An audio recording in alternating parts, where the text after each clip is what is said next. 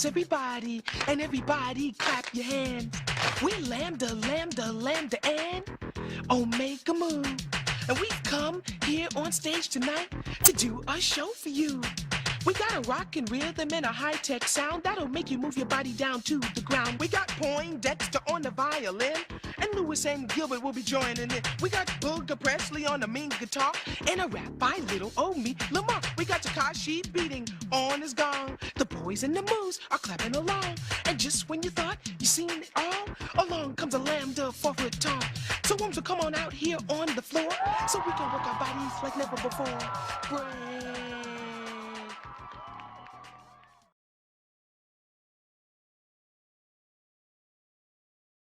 And just like that, loser list first. Can y'all hear music? Yes, no? Music work?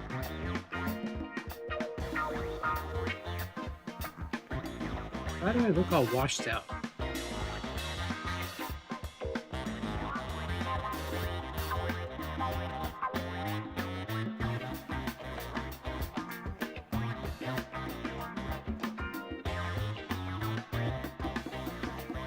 Now I've got color.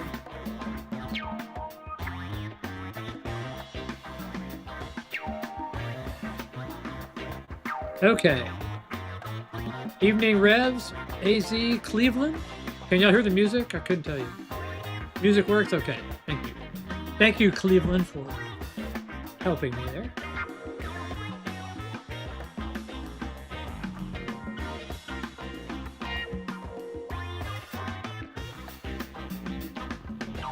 Happy Friday, everybody. Hope everyone had a good week, busy week for me. All right, this music's way too loud on my end.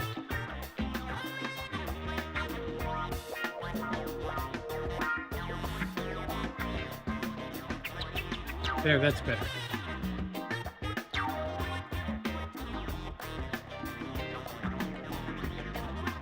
So what's new in the world today, people? Let me know.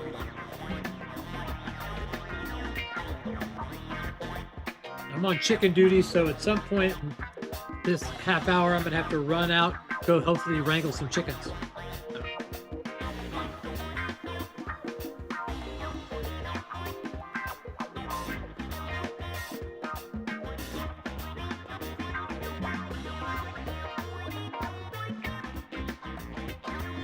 Oneness of Juju. Face Jungle Love. I read this. I thought somebody else did.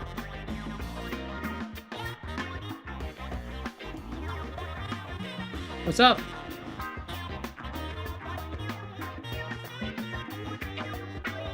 Breakfast King is a fan of the Oneness of Juju. You probably would have liked this 10-inch single that I just recorded by, what was it? The Special AKA? Is that what it was? Greetings, Record Hound. Mailed off your and Bobby's package today.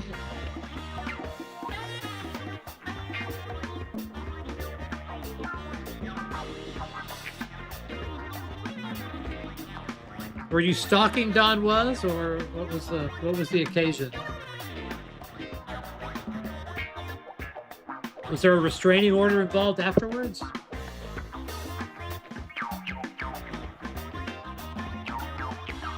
Hey, Jens.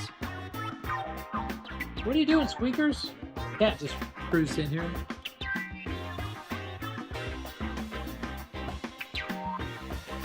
I have a new address, so don't send it to whatever address you have. Send me an email because it's wrong. So I have a new address, so don't send me anything without checking. I've changed addresses for the first time in many years. But yeah.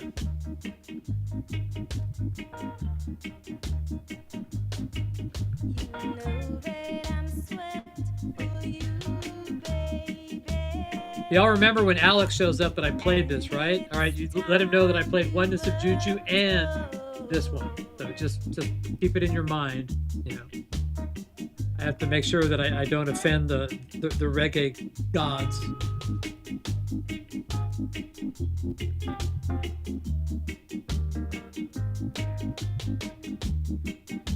Yes, everything you know about my address is wrong.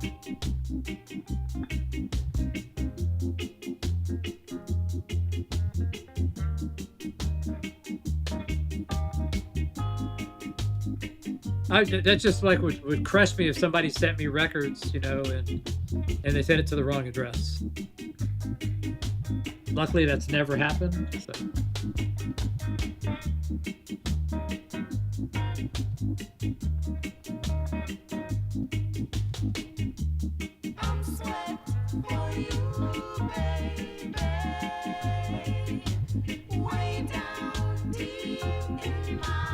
What's up, Bino?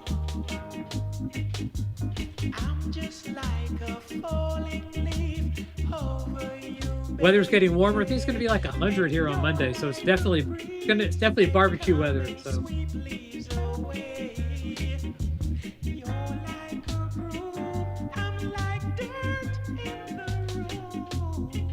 So I'll be showing y'all pictures of barbecue pretty soon, probably. So.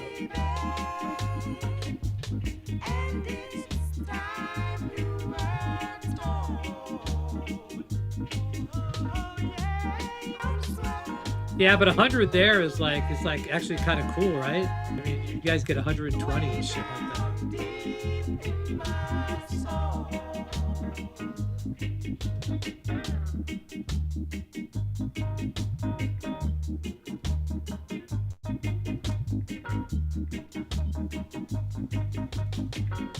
Okay, here's the 30-second countdown before John will talk because he lets things settle down. So here we go. I'm okay. I don't want to. There you go. Interrupt me talking to the fine people here in the peanut gallery. I don't know how much help I'll be tonight. I'm tired. Yeah, I'm tired too. I've had a lot of. Maybe we just go to like 9:30 or so. We'll see how we'll play it by ear. So that's like an hour ago. Well, 9:30 here. So.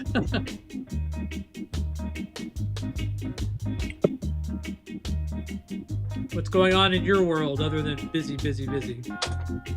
I can't think of much. Is your kid home from college? Yeah, my son's home. He's at coming home from the Red Sox game. So is he gonna stay at home? Is he gonna go over? Has he made friends? Does he want to go back already? Or? Oh no, he's going back next year. Yeah. No, but I mean, it was harder as my son got older to get him to come home, like in the summer. Yeah. Well, he's got to work, so. Yeah. Well, So one of the things is like my son had a summer job that he would come back and go to. So, but after a while, you know, I think after his junior year, he stopped coming home for summer for a while. Yeah. Then you realize that they've got their own sets of friends, and you know, it's kind of like then you got to let go.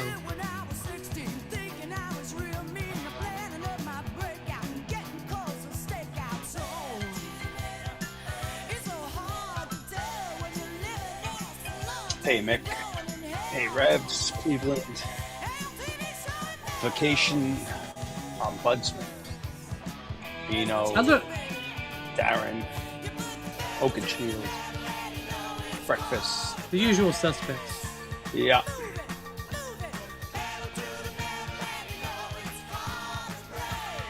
But I saw you posted a Homefront video. I didn't realize there was a guitar player, a girl? No, bass player. Bass player. Homefront's really the singer and the keyboard player, and they write the song. The singer plays guitar, and they write the album, and then they have the touring band, which is a drummer, guitar player, bass player. But it's the same people, so it might as well be a band. The same lineup I saw a couple years ago. So are they as good as they were 2 years ago? I don't think. Yeah, they're very good. They're very good. They sound good. The music's great. They're really entertaining. The singer's really entertaining. He's like David Lee Roth up there. But yeah, he's got a few extra pounds than David Lee Roth. Oh yeah. No, but I mean, like, he's not like the greatest singer, but like he's real spirited. He jumps around for that. I mean, I'm not super. He's a character. But that guy's a front man. I will be having an auction on Sunday. I thought it was more magical the first time I saw it, but I think they're probably a better band now. Because back then it was all just kind of a new discovery. Yeah, and it was a little wilder show. It was like they were playing on the floor. And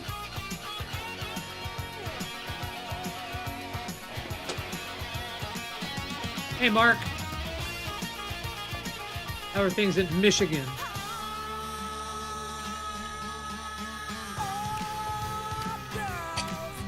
let me say, it's I gotta say, every show I'm going to, not that I go tons of shows, I'm an old man now, but everyone's buying records. I mean, like 25% of the people walking out with records in their hands. Really? That's cool. You know, from the other bands, and there was just guys set up with selling records, like new reissues and different bands and other contemporary bands. You know, and I think that's interesting that all those bands are pressing records. Just the fact that every show, man, and the line. I mean, there are people probably buying T-shirts too, but the line for merch was crazy. And then when I saw 𝐶𝐽𝐫𝐫, they were selling, you know, people buying records and whatever that Poison Ruin show. People buying records, selling records. They even have like a record store in the club. Yeah, but something like 𝐶𝐽𝐫𝐫, I mean, they probably only come over like what, every 5 years, maybe, or not even, less, yeah. You know, so that's like oh my God, I need to I need to have a shirt for this, man. Yeah, the shirt, but they were selling records too. Like they had like special 45s, and I'm just saying, I've not seen this much vinyl being sold since like the 80s. It used to be like CDs in the 90s, but yeah. Yeah, I mean, it's surprising how many bands are pressing vinyl on their own. You know, it's like, okay. And they're all going for $20 for all these records. I mean, 𝐶𝐽𝐫𝐫 was more, but bands are selling $20 an LP. That's a deal. You know, if I was at a show, I'd get some are 25, some people, but $20 for a record, and you're giving it directly to the band. Yeah, probably get it signed if you wanted to. Oh, 100%. They wait. I saw like the band's it's about selfies now, you know. So they're all around.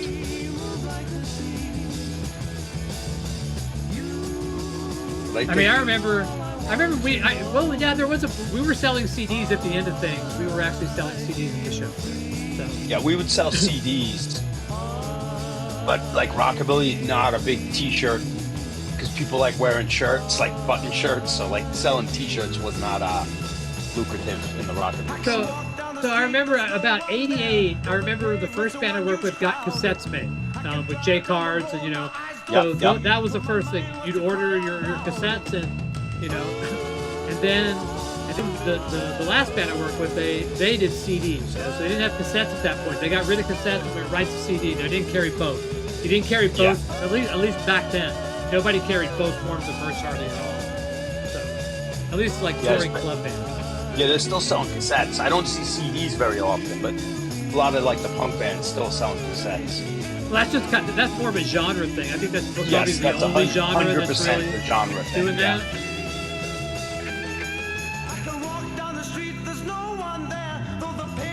But that's cool. I mean, even though I think transporting vinyl can be a little bulkier. Well, maybe not so much because cassettes are going to be thick. So it's easier than T-shirts. Oh yeah, I think T-shirts you got to have different sizes, and you got to search for them in a duffel bag or whatever. I'd rather walk out with an album than a T-shirt. Any day. Yeah, but I mean, if you're the band selling like your box of LPs, a size of 50 LPs, you're not going to make a ton of money. Than having 50 shirts and like medium, then you got to go find it, and then you got to go,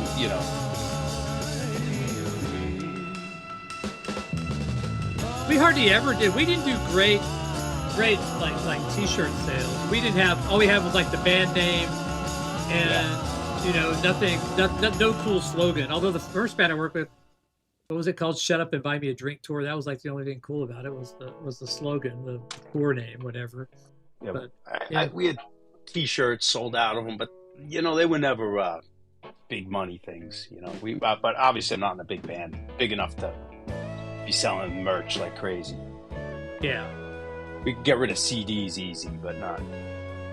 And you end up giving a lot of things away, when you're. Oh sure, yeah. Oh, I mean, low budget band, you're not like a rock star. You're just like everyone else. So it's like someone says, "You got a CD." It's hard to take money from people. So the drummer was like the business guy in the band. All the other guys were just kind of like just flakes. So I would watch this, like everyone but the drummer would like give away CDs and T-shirts, you know, all the time, and he would just get so frustrated. He's like going, yeah. Like going, man, what are you guys doing? I don't know if vinyl's coming back. I mean, I've just got little anecdotal things, but I know rock and roll is back. You know, as far as bands, live shows, and kids into it. Yeah, I feel like it's as good as it's been since the best it's been since the 90s. Really, you think so? 100%. I think, you know, you want to see older bands are still playing, like. But are there any? How many home fronts are there? You know, that are playing that kind of music. You know. Well, that kind of music, I don't know how many, but there's just so many like young kid bands that are worth seeing. No one's gonna. Not a lot of people making history, but they're certainly good bands.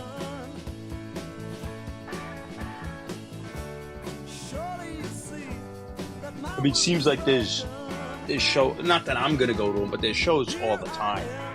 Like I said, I watched that. I watched this this Instagram thing where this kid goes to different colleges, mostly on beaches. You know, like Hawaii and Australia. And, you know, just kind of like beach college communities, and asking all these college kids, what's your favorite song of all time? And I swear to God, 90% of them say some older song, you know, that's my generation or your, you know, it's like I'm like going, I've heard more of these kids say Fleetwood Mac. I'm like going, really? It's weird.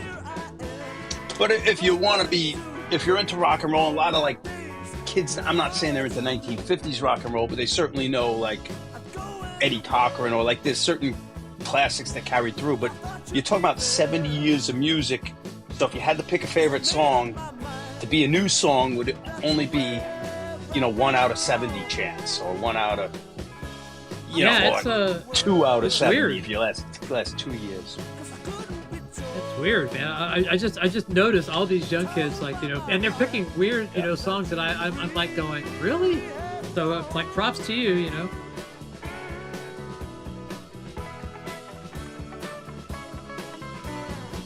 I wanted to see that band Twisted Teens. I really like their records, but it's sold out already. Like when I went to look.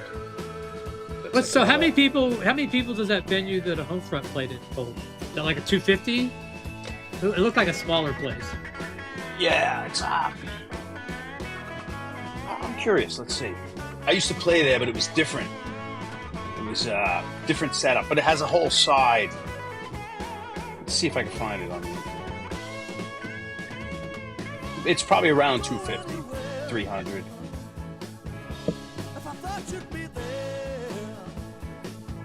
That's cool though, because I'm sure a club like that, man, it's like you could tell there was a lot of energy.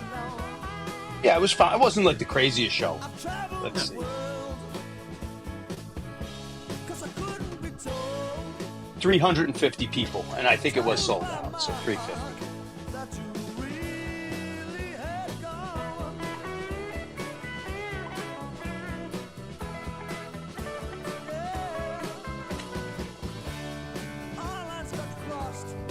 What's your next show you're going to? I don't know, but I believe we're going to see David Lee Roth, but I don't know if that's next. We're going to do the $30 tickets on the floor.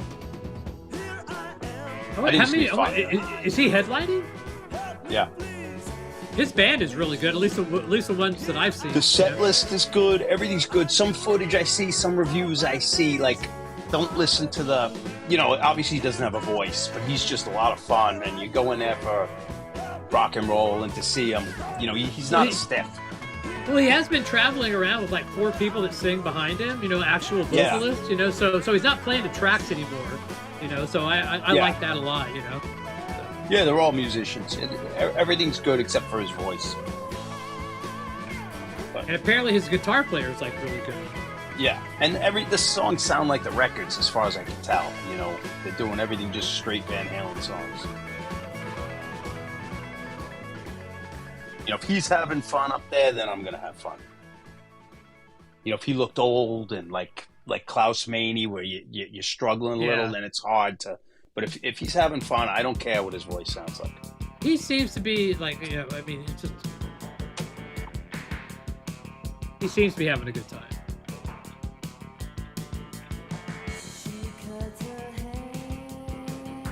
And I owe it to him. How much enjoyment has him, you know, and his band given me over the years? Yeah, probably in the top 10 for me, you know. Yeah. I mean, I'll still get happy hearing Van Halen. What's up, Brian? How you doing? Hey, Trader.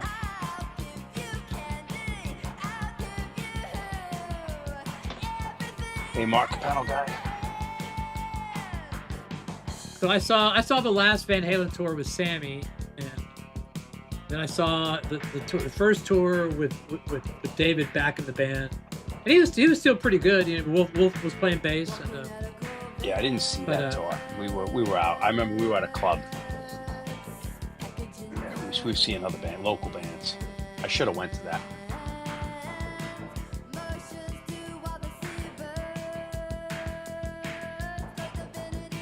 That was the last time I saw. Yeah, that was the last time I saw them. Yeah.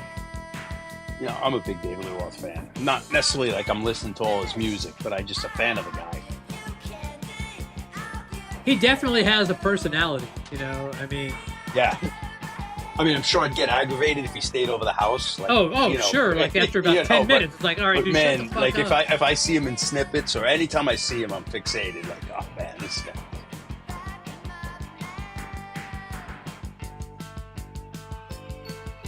Definitely paid his dues. And without a doubt, he was one of the best frontmen of rock and roll. You know, people say, you know, that he, like, you know, nicked from Jim Dandy, which he did, you know, for sure. He did. But everybody was Ian taking Gillan. Yeah. Everybody was taking from everybody. Yeah. You know, conversely, everybody and their grandmother was taking from his guitar player. So. Yeah. Hey, did you ever see, it was a couple weeks ago, that big bust, or I shouldn't say big bust, but that bust in England about the bootleg records? Did you see that news thing? Yeah, so they busted, I guess, a pressing plant for printing bootleg records. And I saw they had a couple of photos, like the police photos. But one was, it was counterfeit records. It was Queen's Greatest Hits on splatter vinyl that they were pressed. And I couldn't see the cover. It was just like the pile of records. And there was a bunch of boots, or I would say more like gray market stuff, but there was like a live metal, there were probably radio broadcasts. There was a Sex Pistols live, Metallica. You could only see the records without sleeves. So you had to read the label. So it looked like maybe like a 1988 show of Metallica.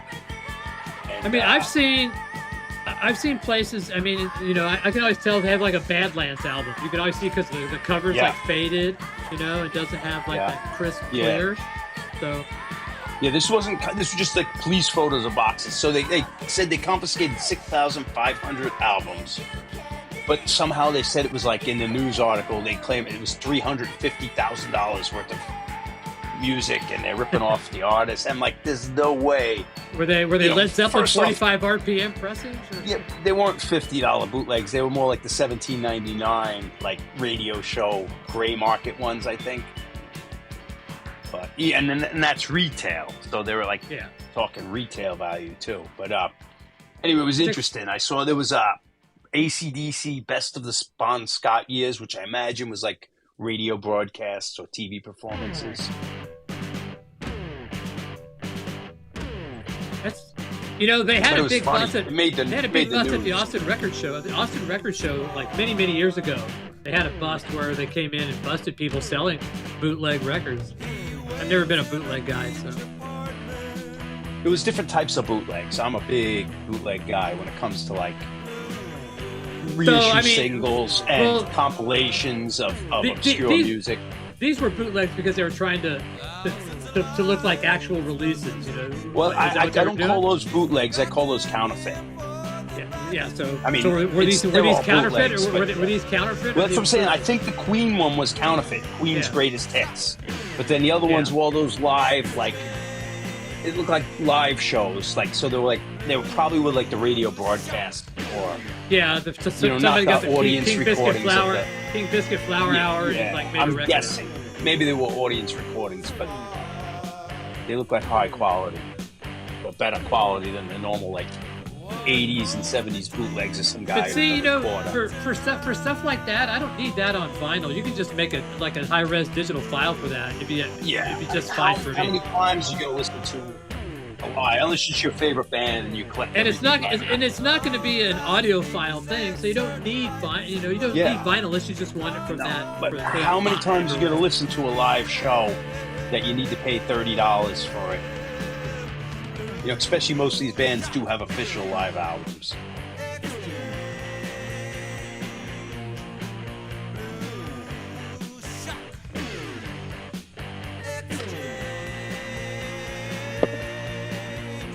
How is this band live? I'm assuming you've seen them. Oh, they were really. I mean, there's so many. They've been around for so many years, so I saw different incarnations. They were really. I saw when they were good. I think it was Tony Gilkyson was the guitar player after Billy Zoom left, and he was good. And I saw them do the Blue Spark in a sound check, but they didn't play it in the set.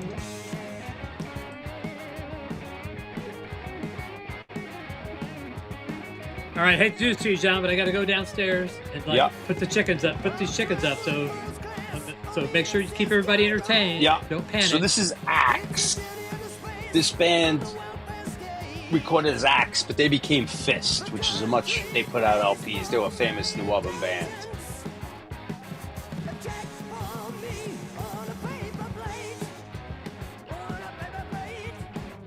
They probably found out about the other band Axe, and changed their name to Fist, and there's like 3 other bands named Fist also. So it's a kind of not the most creative guys.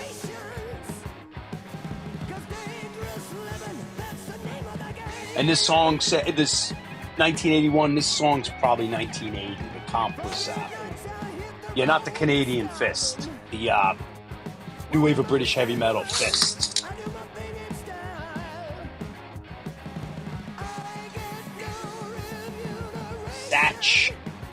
John Satch might have been the singer.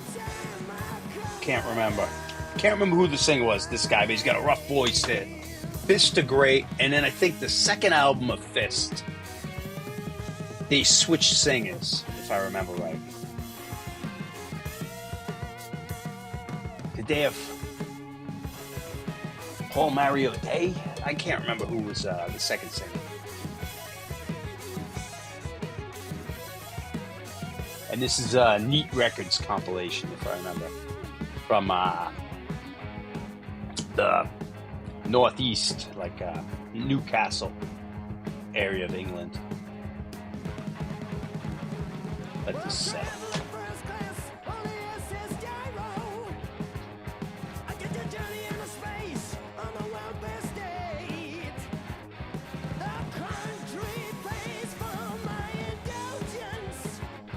Zoom. Oh, the Zoom. Those are that's like that Chinese boot trader says he bought a new Zoom H5 Studio digital recorder. Those are like the Chinese electronics that have everything in there and their budget, and you can do everything for a quarter of the price. Very cool.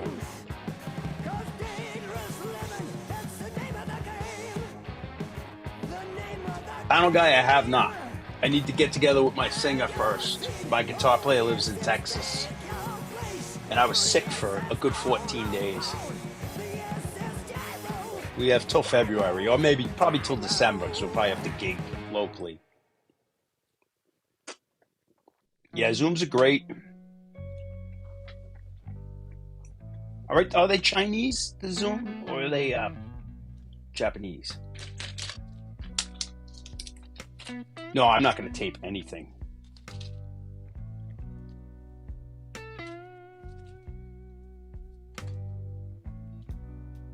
I done ran into my baby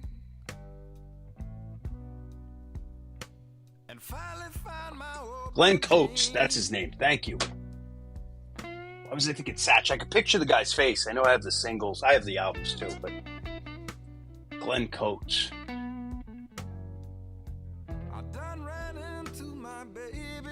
I think he was only on the first album, but it was the fifth. That first, I think the singles are better than the album, because they re-recorded some of the songs for the album. But Hole in the Wall Gang, Name, Rank, and Serial Number is tops, and then I think they do The Wanderer, the Dion on the Belmonts cover, which is really fun. Maybe that's on single. Heck, I gave away a copy of Robert Ludwig Hot Mix. It's not a hot mix, it's a hot mastering, but anyway.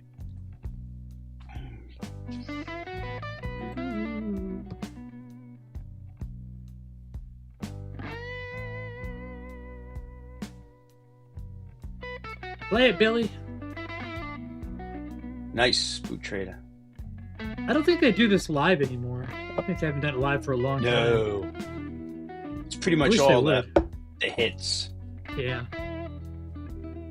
Although they did that that thing where they recorded that album live. I think it was at Groon Hall, maybe. Mm-hmm. It was live at the barn or whatever. Yeah. So that was cool. Yeah. So Boot Trader, before I left, Boot Trader's like, I like those shows. Of course, your name is Boot Trader. Of course, you like the live shows. Yeah, right? yeah. So I'm like going, what a shock! You like that stuff.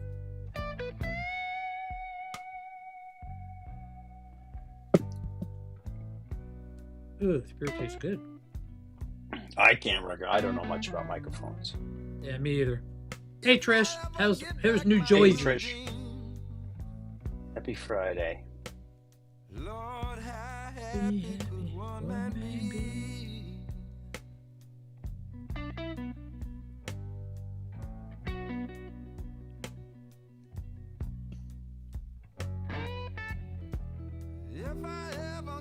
You know, Harry has a couple of bootlegs. I've heard the thing he did like the Love Mongers at a bookstore or somewhere live, and it was just a DAT. He sent me the raw files. It sounded great. I was like, oh wow, it sounds really good.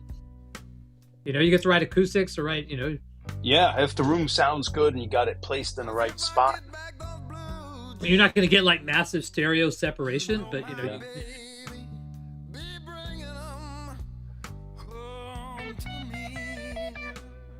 But like you said, like, it's not, you know, how often are you going to listen to it, you know?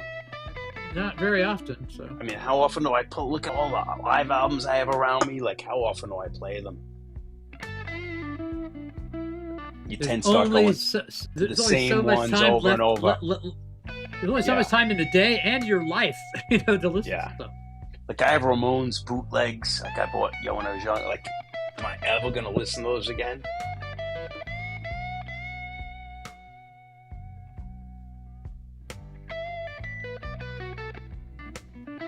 Maybe when I'm old and retired, and I remember some of those people. I sell them. Some of those people back in the day would sneak in like freaking reel-to-reel, like reel-to-reel decks. Imagine, before the mini cassette, you know. You know, but you could get. I mean, I had what was that? It wasn't a DAT. It was a. What was those small one in between like CD and cassette? They had that. Yeah, I call mini cassette. Mini disc. It's mini disc. It was a mini disc. But it was on tape, though, right? No, you could record on. You could also. No. Was it tape or was it a disc? It was a disc. So I remember the little tapes. But I remember discs too. I never had one. I had one. Yeah, go ahead. I think it would do like 16 kilohertz, no, 16-bit and 48 kilohertz. I think that was its specifications. I think it was mini disc. I thought that thing was going to be the bootleg wonder, because it was handheld, and you know you could actually split off like two microphones or one of those mics that goes like that. You know, cardoids. You know, only would pick up certain areas. You know. And then like bootlegs are funny because then do you remember the 90s when DVDs were big? Like when you could go into Best Buy and like 25% of the store was just DVDs. You would get like box sets of TV Yeah. shows. Do you Thanks, remember Dave. before streaming? But like every band that was around, like they were putting out music, live DVDs. You know, it was just like sections of live DVDs of bands. So I've heard a official lot. releases. I've heard a lot of soundboard recordings, and most of them are really dry. And you know, and you know, unless they doctor it up later, you know, with some reverb and shit, you know, it just doesn't sound very good, very clinical. So. Yeah, the best ones are the radio broadcasts. Oh yeah, those are great. You know, but you know, and I remember, and for some reason they always sounded so good on FM. You know, you get your stereo locked in, and you just put the headphones on, and even though they're rolled off at 15K, when you could hear it up to 15K back then.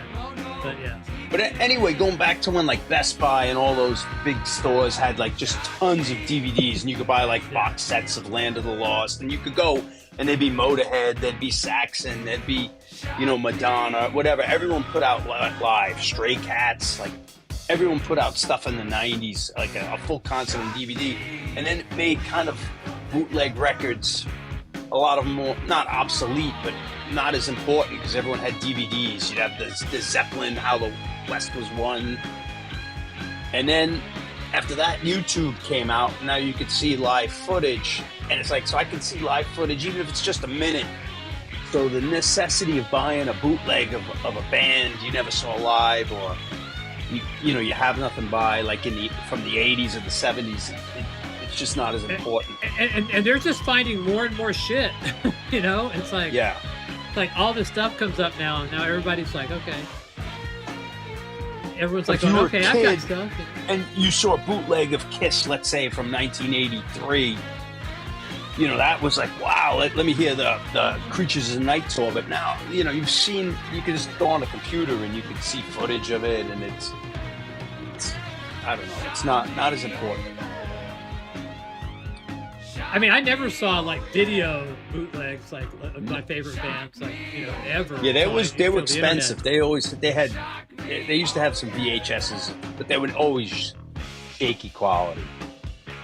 And you had to drop like $30, so very rarely did we have any. Yeah, that was like big money for something, you know.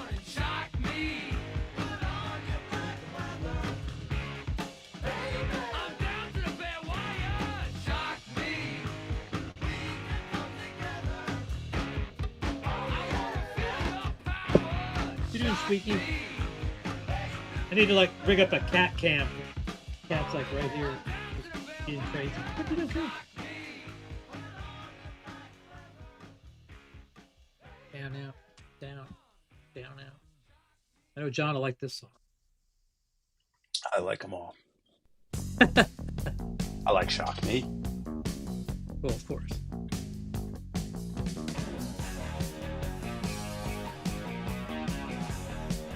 Good sounding record, I think. For, you know, you could probably get this for $10. You know, but it's I not wouldn't. like the greatest record in the world, but it's a good record. I mean, if I saw it like by the cover wouldn't like draw me in. But this is a real. Is it like that? It's a really good record. It's a good sounding record, and it's got good songs. It's like. Yeah, we knew him. Like the book was like a, you know, an underground classic when we were kids. The Basketball Diaries, the book. Kind of like with Hunter Thompson. It's got a great bass line.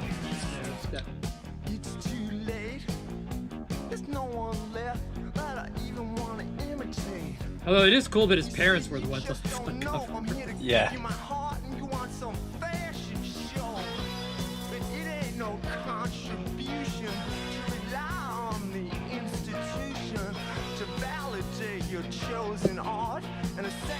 So I retired my my belt drive EPI turntable this week. Okay. This thing has like served me well for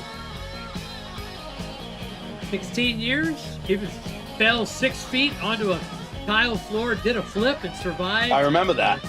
Yeah. That is yeah. So I'm all direct drive now. Hey, Top Frog. Hey, Dorky. I never saw the movie of this, actually. I didn't see the movie either. I definitely read the book in high school. Hey, Scotty. Hey, Scotty.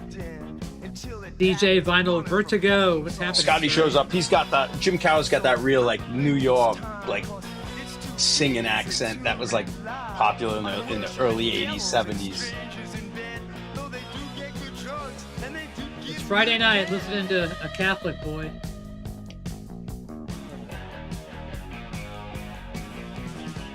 It's one of those songs that you like when you first hear it, just because it's one of those ones that it's like it's not a grower. You're just like, okay, this is good.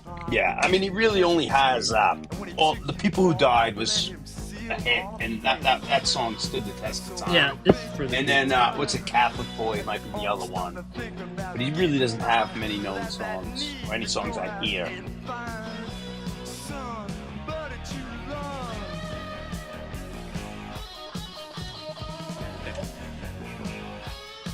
It's got a cool riff. Who produced this? It was an unknown guy. I remember looking it up. Unknown to me, anyway. It was a name I didn't recognize, but it's a great. It might be RL too. That record. All I know is it is a very good sounding record. Oh well, Bob Clearmountain engineered it and produced it and helped produce it. Okay, do you know that name? Oh yeah, Bob Clearmountain. Oh yeah, okay. I don't know that. I remember looking that record up, and I didn't recognize the name. And it is an RL, by the way. So, yeah, I thought it was an RL. And Annie Leibovitz shot him. So yeah. Yep, definitely an Annie Leibovitz. I mean, he did a bunch of. He's a lot of remixer and a mixing guy. Is Bob Clearmountain? Okay. He's done everybody.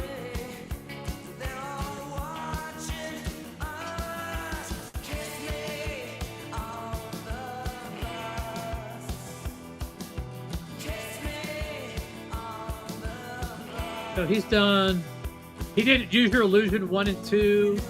He mixed those. He did Stone stuff. He did NXS, Brian Ferry, The Who, Dire Straits, The Coors. He's like the mix guy, you know. And he also produced a lot of Bryan Adams stuff, The Church. He produced the Paul McCartney album. He produced the Pretenders Get Close. Okay, I have The Who Joined Together. Shine a Light. So I just didn't recognize the name. I have a few of those records. Or two, anyway. He's won like, man. He did like Live Aid, Vino says. A bunch of Grammys. He did that. I think he also did the Buena Vista Social Club. I think he did that. So yeah, he's definitely a big gun.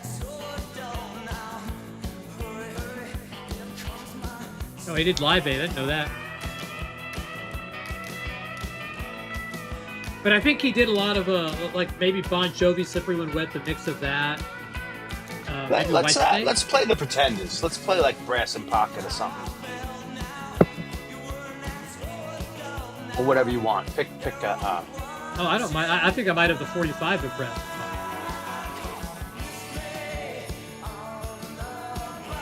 Yeah, I do. I've the UK Pretenders record in years. That one has the Pretenders 45 for Brass and Pocket. That has like a B-side only track. I think it's So Swinging in London. Is that it?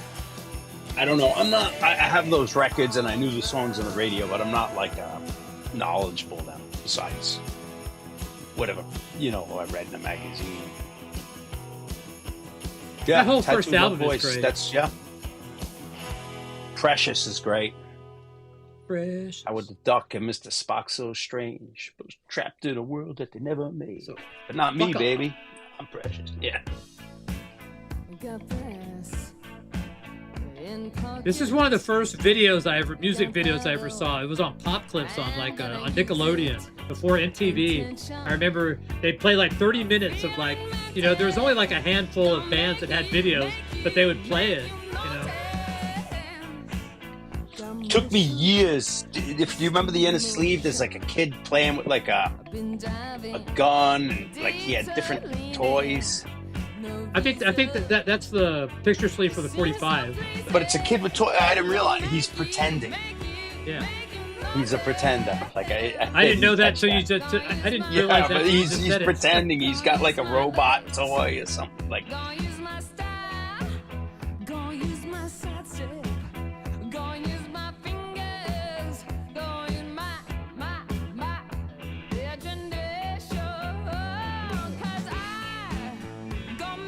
Boy, talk about King, the King's worship, man.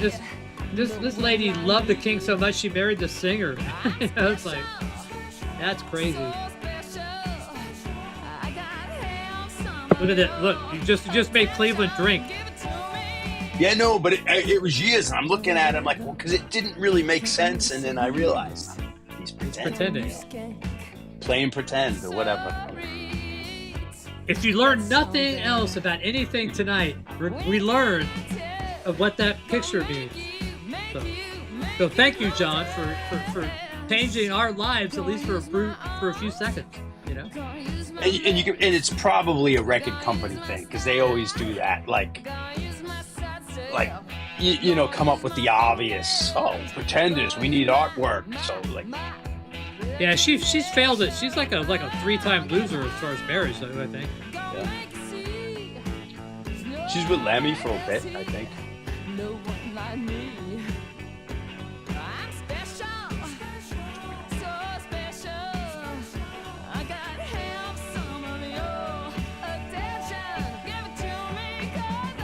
Oh, very cool, Mark. Panel guy.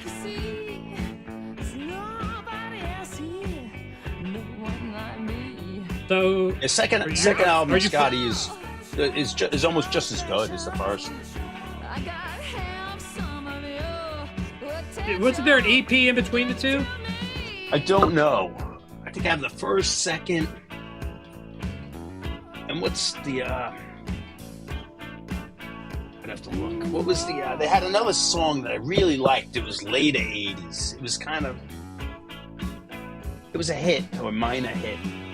Are you playing any XYZ, Mark? Let me know in the comments below. What was it? There was an EP, like at least some point, in like. Yeah, a lot of them I found. I was young when they came out, so I only knew them as a radio band. First.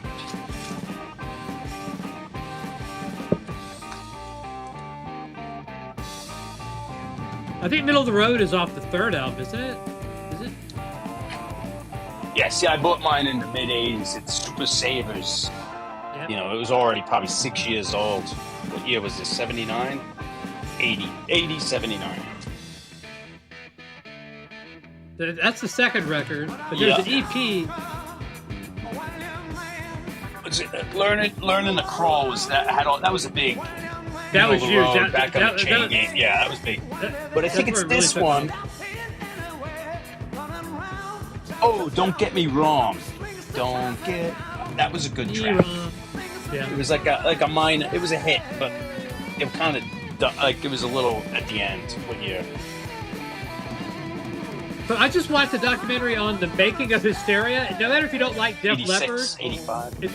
It's kind of interesting. I was always curious how they made Hysteria because I just recorded a two LP version of Hysteria, and I thought it's so intricately produced, man. I was like, I wonder if there was a video. You know, there was like they had like a 30-minute video on how they, recorded it.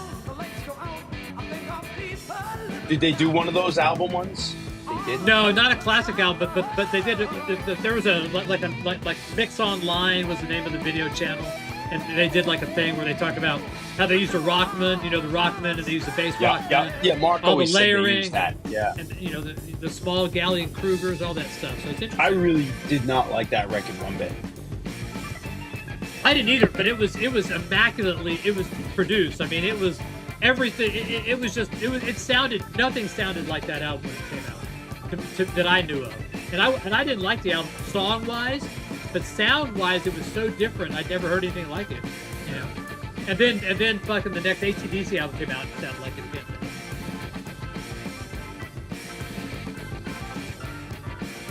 This is a great record, man. This is one of those ones that if you see the reissue, grab it, man, because it's really good. Oh, know what they played before the home front? I mean, they were like playing music before, but they played "I Want to Be Adored" by the Stone Roses. If you had that song off their first album, did I send you that? I think so. That's a good song. It sounded really fresh.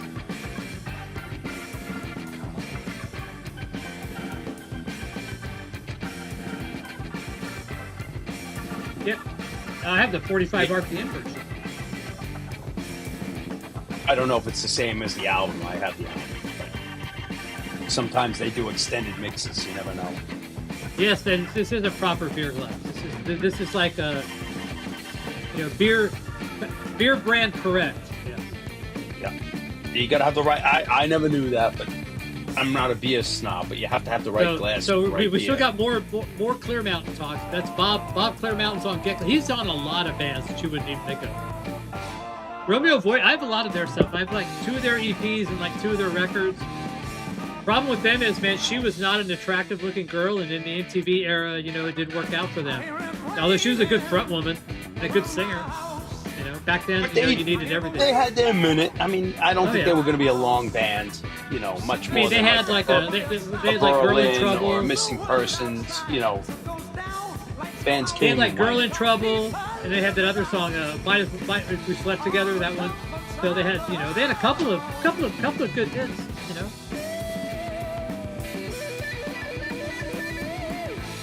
Things move We're fast. Still continuing. And then we've got the bootleg guys talking back and forth here. So then we have like the mini disc guys and the Bob Clear Mountain guys. So we've got 3 or 4 different little chats going on here. Good. That's why we're here, to hang out. Exactly. Yeah.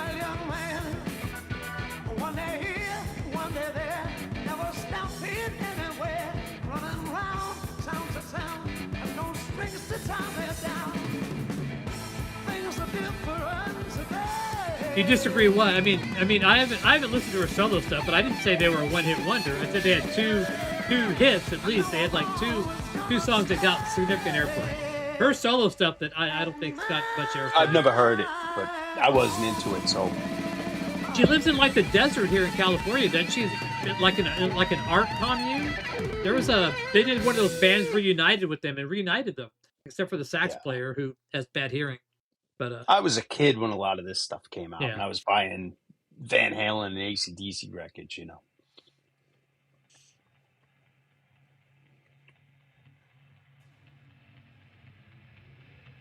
I haven't listened to this in a long time.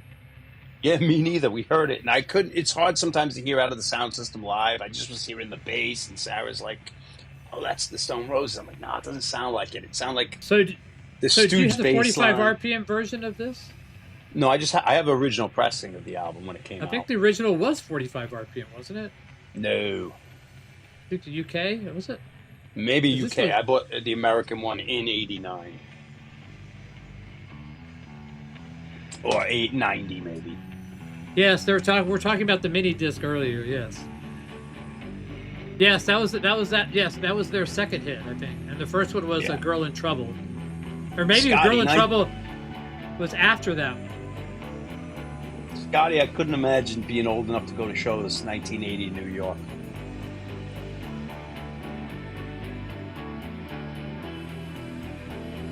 And survived to talk about it.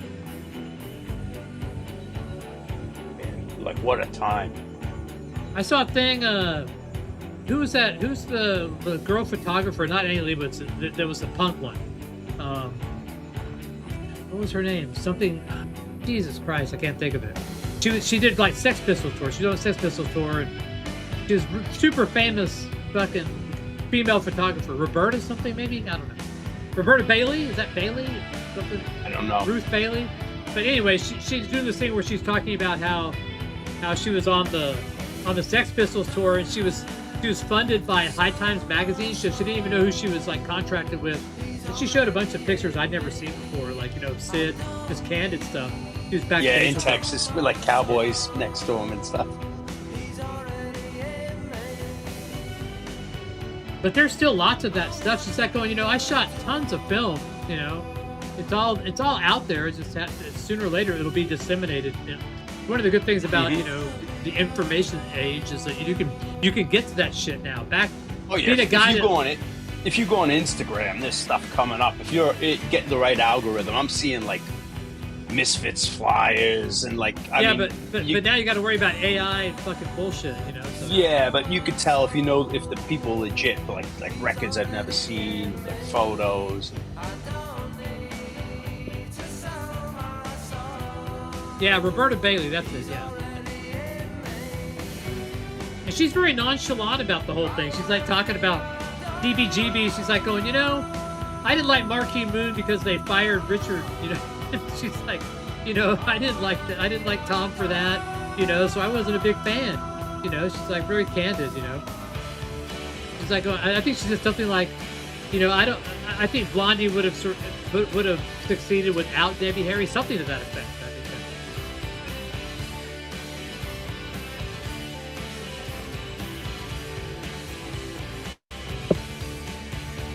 I don't know, Scotty. I've seen you. I don't know how well you survived. You're alive, but I don't know how you actually did.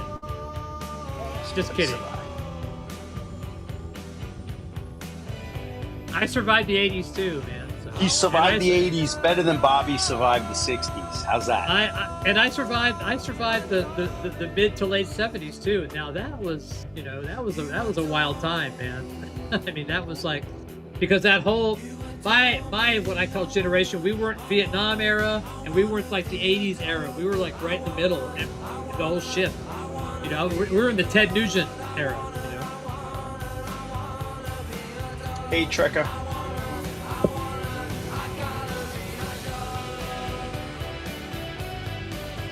Do these guys have like only 2 albums, or they have a bunch? They had 1 album and they had that great song before, Fool's Gold. They had 1 album, they had problems with the record company. It took years for the next album to come out, and then they were like past the prime. There was a big fight. So they missed that whole, they kind of started that Manchester sound where like they had hip hop drums and, you know, like shoegaze guitar all before the time. And then that whole thing broke with the Charlatans UK and Spiral Carpets, EMF, all that, and they missed the whole wave. If you stay in Spiral Carpets more than once, or you're going to summon Rob Walker. Yeah.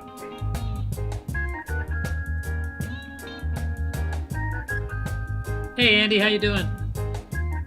I applaud you for giving Rob shit the other day on his live stream. It's like a auction preview. I thought that was funny. Oh, so today I got this little cartridge. It's an AT, but it's a conical stylus. So I got this specifically for worn out 45. So this is my tool of choice. If I find a 45 that's beat to shit, I'll use this conical style cartridge and see what happens. So yeah, another tool in the toolkit. It costs like $50. Yeah. You know, it's like the worst stylus profile I've ever had in my life. You know. Yeah. Another trick the old guys use is on the worn 45s uses the 78 stylus. So it plays above the groove damage. Like yeah, but I don't know if I could get. They don't make it for my thing. So yeah. I'm not recommending. I'm just saying what I've heard. I've never done it, but because you got your V and it's all worn from the worn out needle going in, and then putting pennies on it, the heavy stuff. What I've always heard though is that the really small profile, the micro line that I have, goes underneath all that. But I've also read that also it's not good for it either. So there's 2 schools of thought, you know. But the micro line, if you're playing 70s albums, that's completely different than playing like 1960s Rolling Stones 45s, because they were played on different turntables. So hear me out. So I get what you're saying. So even if you had like a Victrola with like a fucking like fucking sewing needle on it, that sewing needle is only going to go so far in the groove, whereas the micro line will go further down in the groove than that beater turntable can ever get to. So I've seen some beat to shit like that Aussie Rolling Stones I had for years. It looked terrible and played terrible unless you got like a thin profile that got below the surface where the damage is. Like the old turntable's going to damage the stuff up higher, as opposed to the micro line. Maybe the damage is in the middle. Who knows? You know. So yeah. Go below or above. I just know the old guys. They play the 50s 45s. If they got groove damage, you do the 78 stylus, and it doesn't pick it up or lessens it. Yeah, I need some even the. I mean, I tested the conical stylus right before the stream started on a beat up like fucking Pink Floyd 45. This one, And it definitely is not hi-fi, but that's cool though, because it's a 45. You know, 1966, whenever this came out, this wasn't hi-fi material anyway.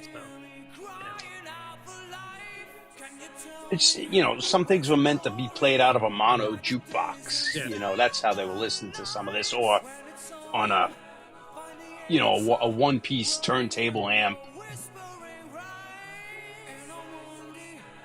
Or they were meant to be played on the radio when they mastered it. But before that, I found out that I had an old, this is like, I didn't even know I got this like off the turntable that I bought, I think. Off the turntable that I got for like $20. But so this is a Shure 97. I know I can't get the focus. But it comes with the hyper elliptical stylus, and they have a little brush there. But this thing is like probably maybe 50 years old, and it still plays pretty well. But yeah. They don't make those anymore. They don't make the needle. You got to go to those Japanese ones with the 𝐿𝐞𝐫𝐲'𝐬. Yeah. What are they called? Yeah, exactly. Yeah, so if I wanted to replace that, get this thing up and running, you know, I would have to get a 𝐿𝐞𝐫𝐲 stylus or. Yeah, that's what I have a Shure upstairs. It's very nostalgic for me to play stuff like this. You know, like something. It's like you know, this was the first cartridge that I had when I got back into this. My first before I did my first vinyl rip was done with this. They're great styluses. They're the equivalent of a Technics 1200. You know, they're like the tank stylus. I don't know if they're great for ripping and all the detail, but as far as like playing a good rock and roll record, you know, sometimes it's fun to just put on a record and not worry about the fidelity or anything, just to enjoy it. You know, for what it is. You know. Is what we should be doing, you know. So yeah, some of those realistics were made by big name companies, and they just they made like a line for Radio Shack and put the realistic. Yeah, they would just rebadge them. Yeah, they were rebadged, but they were all like top, not all, but they were like usually like big Japanese brands. So Realistic did make a version of they did rebrand the Shure, like the Type 4, the Type 3, and the Type 2. He's talking decks. Okay, well I'm talking about, but they also did, they redid like the Shure cartridges. They had their own version. It was the same thing of like because the Shure had the Type 2, Type 3, Type 4, Type 5, and then like the VXMR with the Pinnacle. Thought about getting one of those. And then there was the M97. I remember anytime a needle went, I always had like crappy, whatever turntables you had, like just 80s budget ones, where you take your cartridge or you pop out the needle if it was in the plastic like box, you know, and you'd bring it to Radio Shack and they'd have the sheet with all the needles and you'd put it on, it was actual size, and you put it on top of the one you wanted, and they'd go back and find it. Like I remember this like laminated sheet with like 2 rows, different needles, 2-sided. And I'm old enough to remember tube testers, like taking tubes into the fucking store, in the convenience store, and like putting them in there and testing your tubes right then and there. Yeah. You couldn't buy tubes at the convenience store, but you could test it. I have my father's tube tester.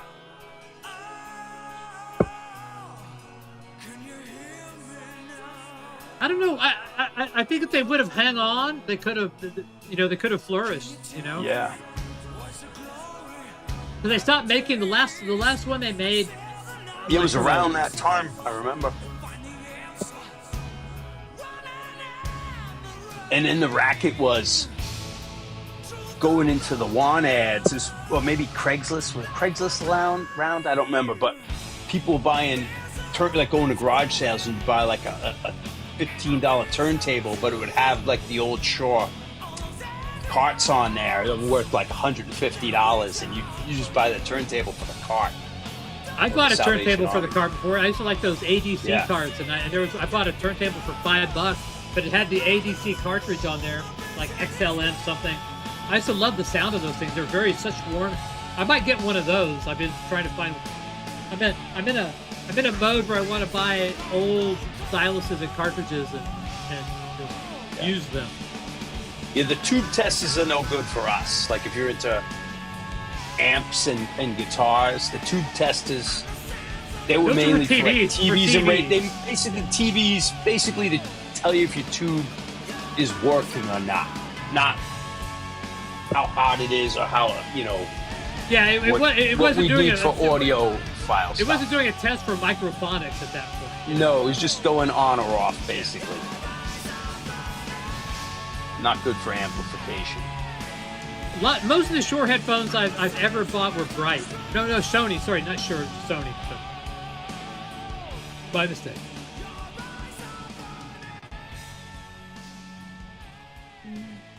What are you doing, squeakers? Come here, kitty. Oh, what? I just want your tummy rubbed. And Zafata, I'm sure you know more than I do. I'm just yapping. So where is this? Here's a band I don't know. Is it? Oh, boy.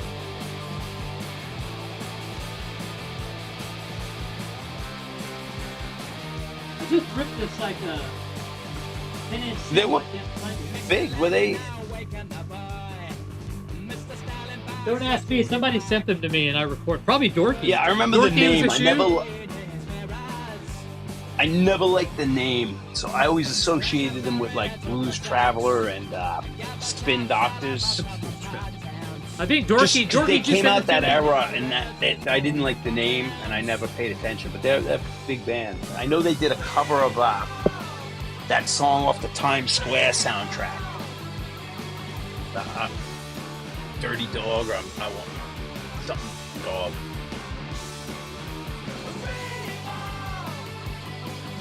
Yeah, people in England love them of a certain age.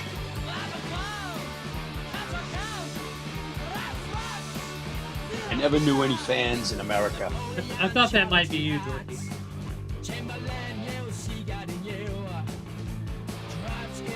The subject matter is very British.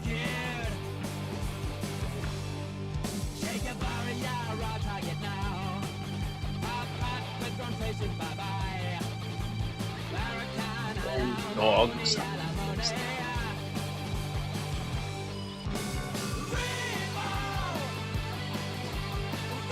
What did I rip? Or where did I fucking put that thing? It was called like the Special, aka it was on two-tone. It was a 10-inch single. So.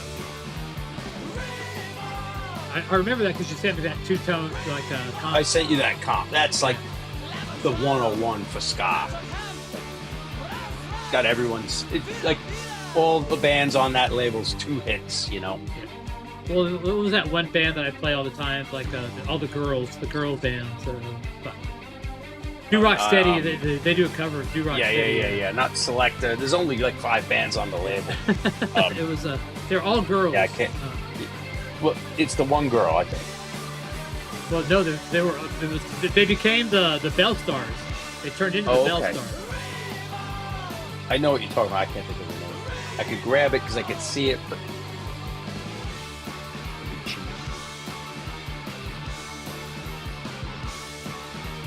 it's the Body Snatchers.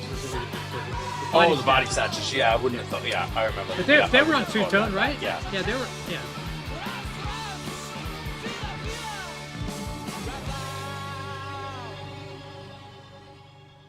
I should almost send you that Times Square soundtrack. I have it. You have it? There's a couple of songs that are copy from the movie. A couple of songs from the movie, like the fake band, that are really good. And that's one of the songs the Manic Street Preachers covered. A lot of it's just the Ramones, the Cure. Yeah, I have a sealed copy of it. Yeah, at the time that record came out, those were obscure songs in America. Like, that was real cutting-edge music.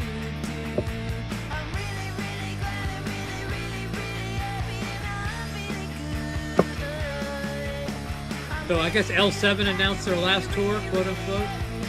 Yeah.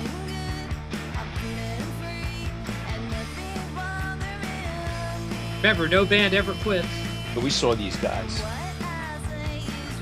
Were they good? I remember. If this is the band, I think it was the band. The girl knocked herself unconscious. She jumped up. It was at the same club that I saw Homefront, but it was the stage was completely different side. But That would be jumped great. up and hit her head on the pipe and knocked herself unconscious. I think it was the mops. Bass player. Hey, Steve. Hey, what's up, y'all? What's up, Steve? Grab another beer. Just got home from some football games. Really? Wait. What do you mean football? Who's played football in May? My daughter What kind of football? plays flag football. Oh, okay. He's in a travel league, and then tonight, That's right. tonight they did. This week was tryouts for her high school, Yeah. and then they did a scrimmage tonight against 2 other teams. So, What does she play again? She's a linebacker, right? yeah, she plays center linebacker, and then she plays center on offense. No glory. In the trenches. She likes to hit people. Yeah, it's different from flag football. Actually, she does a lot of like Statue of Liberty plays where she gets the ball. Curls. And they just come right at you. Like it's like a blitz every play. It is, yeah. You have to, any Mississippi's have to like wait before they rush? or- No. They're a little further back from the line. Yeah, so there's 3 yards in between the offense and the defense. My college flag football like games, man. Those were rough, man. I mean, that was like full on fucking blocking with no pads and all that shit, man. It was no joke. Yeah, she got pretty hurt. Her legs are all cut up tonight because they play on AstroTurf. Ooh, that Yeah. sucks. Yeah, that's same at our school. But she plays soccer too. Soccer is way more brutal than flag football is. That's some good videos from the show, John. That looked like it was a lot of fun, man. Yeah, it was fun. Their singer reminds me of Jello Biafra with the belly, though. Oh yeah, We yeah. already He's got covered that. he's really. We did He's cover like that. he's David Lee Roth Yeah, because he's not the best. Like the albums sound fantastic live. Like all his. You hear all the what's and all. Like, Yeah. but he's a great like charismatic frontman. And he does the kicks and he's yeah, I know. I saw a he's couple of moving those, yeah. around, but like he's not the greatest singer. But you're fooled by it because he's so like he's running the whole show. It was interesting seeing a full band though instead of just him and the other guy though. Yeah. But that's the same lineup I saw the first time. I missed the second time because of that Uriah Heep Saxon show. SJ. So they just must bring in the band for the live shows because on the recording it was just him. Yeah, and no, the it's just guy. those two guys. The singer plays the guitar, and I mean, it's kind of like the Stones without pretending. Like Mick and Keith, and we're going on tour. We'll bring Charlie and Bill. Yeah, it was just funny. The gut. All I thought of was Jello Biafra. Yeah, I was joking. It was one guy was saying like, why do you tuck in your shirt? And I said, they make other sizes too. Like, but I guess it kind of goes to that like don't give a shit attitude. Yeah. Like He could do the Ing-based Saran wrap thing, but he could do it. He certainly could move better than I can. He could do a high kick like rock He had a lot of stars. energy. He was a good frontman. No doubt. Well, I mean, it's as much as he's moving and jumping around, you're not going to get like perfect vocals when you're doing that the whole No. show, Good But it was good. I could tell he's like a little flat here or there. But the show was it was a punk rock show. He was punk rock. The band's more like The Cure.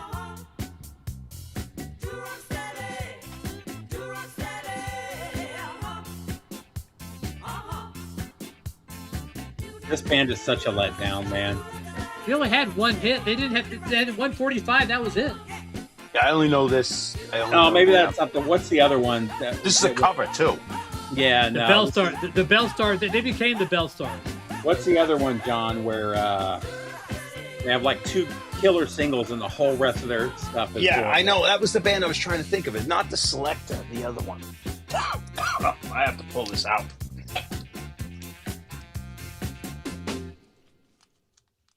I like Casey Musgraves. I have 2 of her. Right? Rico, the Specials, man. Maybe it's the other one.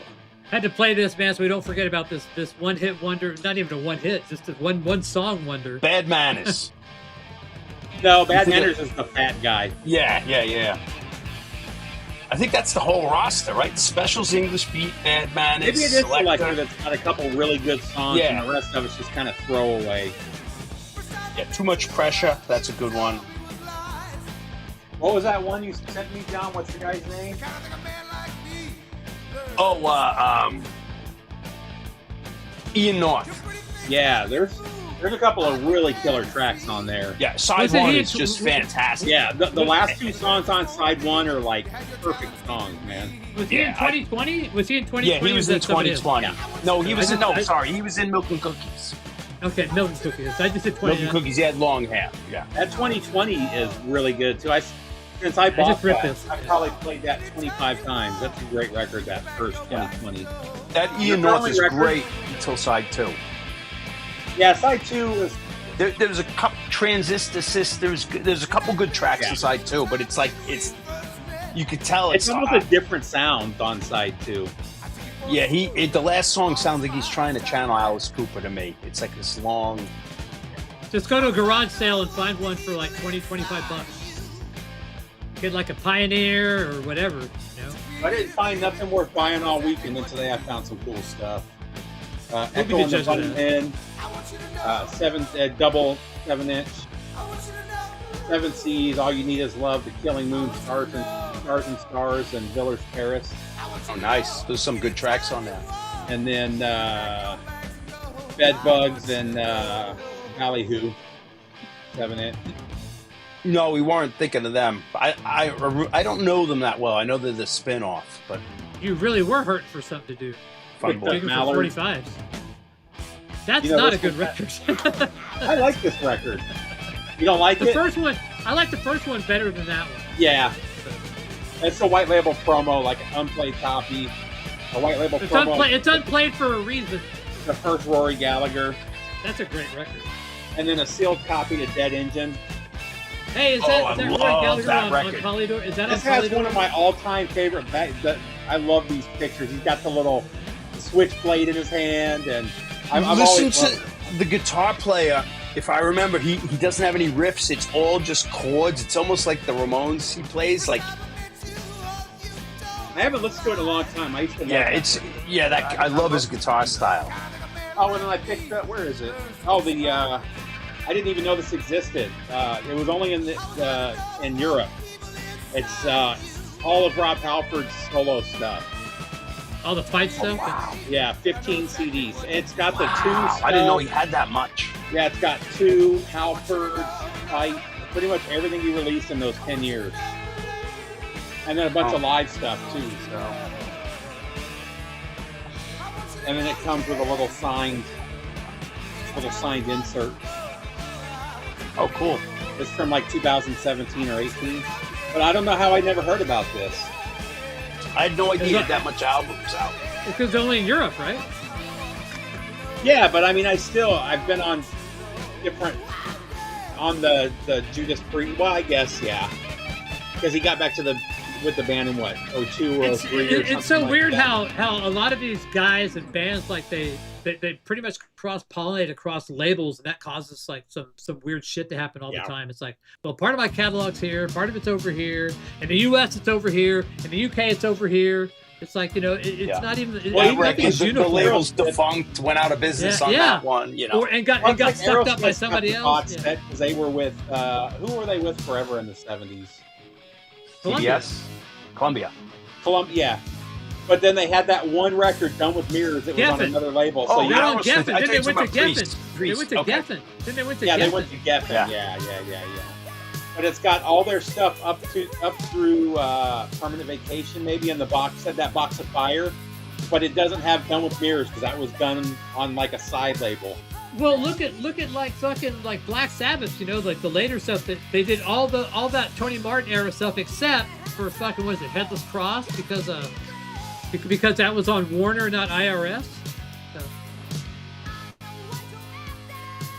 These guys were pretty good live too. I saw them on. Oh yeah, you saw them. That's right. Yep. We opened for them. Hey, Bill Swift-O-Matic. Hey, Brian. We didn't watch the whole show. I don't know them. I've got their record, but I don't know their songs Hey, enough Bill. to like really get into them. You know, I don't either. I only have this first album, and that's it. They were super cool guys, man. We opened for them in Lawton, Oklahoma, where we opened for a lot of people. But super good band, great live, man. They're very nice guys, very. But they're Canadian, though. Of course, they were nice. Although Aldo Nova's Canadian, he was a dick. So. But it was funny because of the dynamic. Because when we opened for Aldo Nova, it was in Canada, but his sound guy was like Jon Bon Jovi's cousin. And so he didn't give a fuck. So he invited us back in the bus. You know, we're getting high, smoking hash, and Aldo Nova walks in and he's like pissed off because we're like getting high in this bus. But he couldn't say shit because Tony Bon Jovi's brother, who he worked for his label, you know, was his sound guy. You know, so he couldn't say shit to him. And Tony Bon Jovi's, Jon Bon Jovi's cousin, knew it. His name was Tony, but it's not the Tony Bon Jovi that's a producer. He's just the sound guy. It was funny. Jon Bon Jovi's son married old girl from Stranger Things. Oh, he married the chick from Bobby Brown. Billy Bobby Brown. They're married. You know, she went through the wings of death on fucking on Hot Wings and did them all. Didn't even bat an eye, man. I was impressed. She's pretty good. My daughter likes her, so we've seen all her movies and stuff.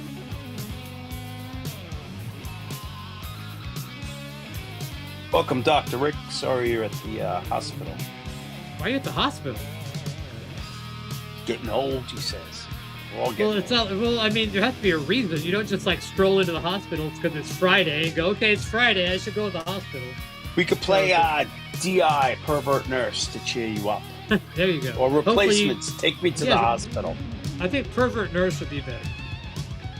That way he'd like, you know, You already played the feel Replacements, but Take Me to the Hospital is great. Brian, I had that original Rhino box set from like 10 years ago. It sounded really good.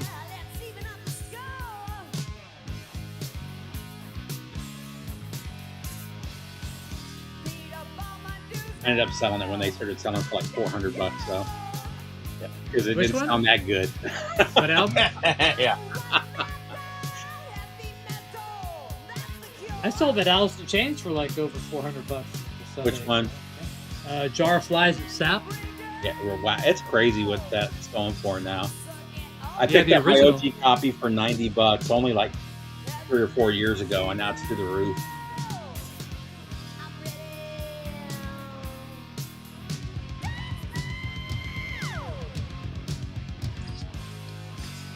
That was not a good note, Russ. Billy Hurst posted today he got a copy of the Soundgarden Super Unknown OG pressing. I wanted to put a comment that sounds like shit, but it was for his score, you know? Yeah, you don't want to. Yeah, it's like bad mouthing records when Patrick's doing an auction. Yeah. I literally held my breath and I thought you were about to say he got a like fucking 320 German copy. I was about to say, oh no. Now the OG, the clear vinyl. I had a copy of it a few years ago. I think I did a video comparing it to the reissue, and like the reissue like blew it out of the water. I don't think Billy Squier was on Chrysalis. Could be wrong, but I don't think so.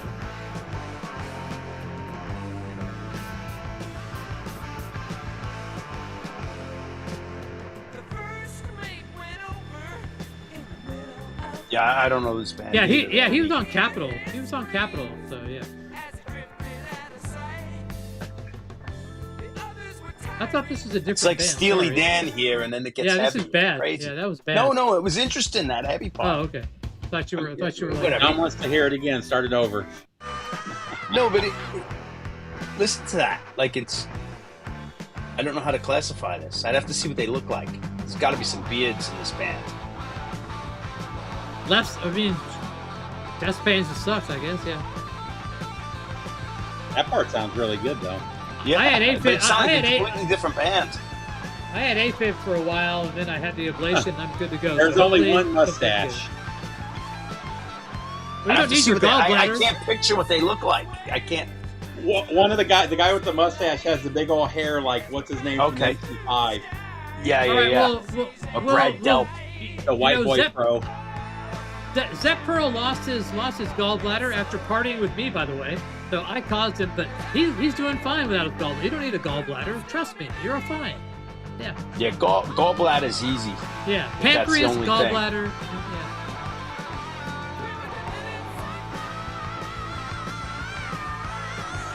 Yeah, this isn't that bad. No, I didn't say it was. It's just weird that it's really cool like this, and it turns into He's like just really damn pro. wailing like on the guitar. That he's wailing, but then it goes into like Look, Malia's alive. almost yacht rock. Oh, Captain.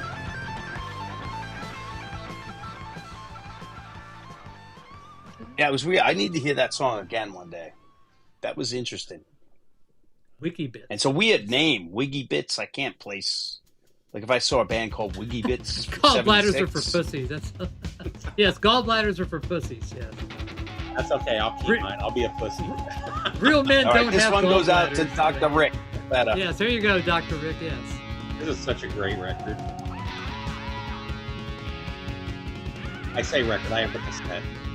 But you know what I mean.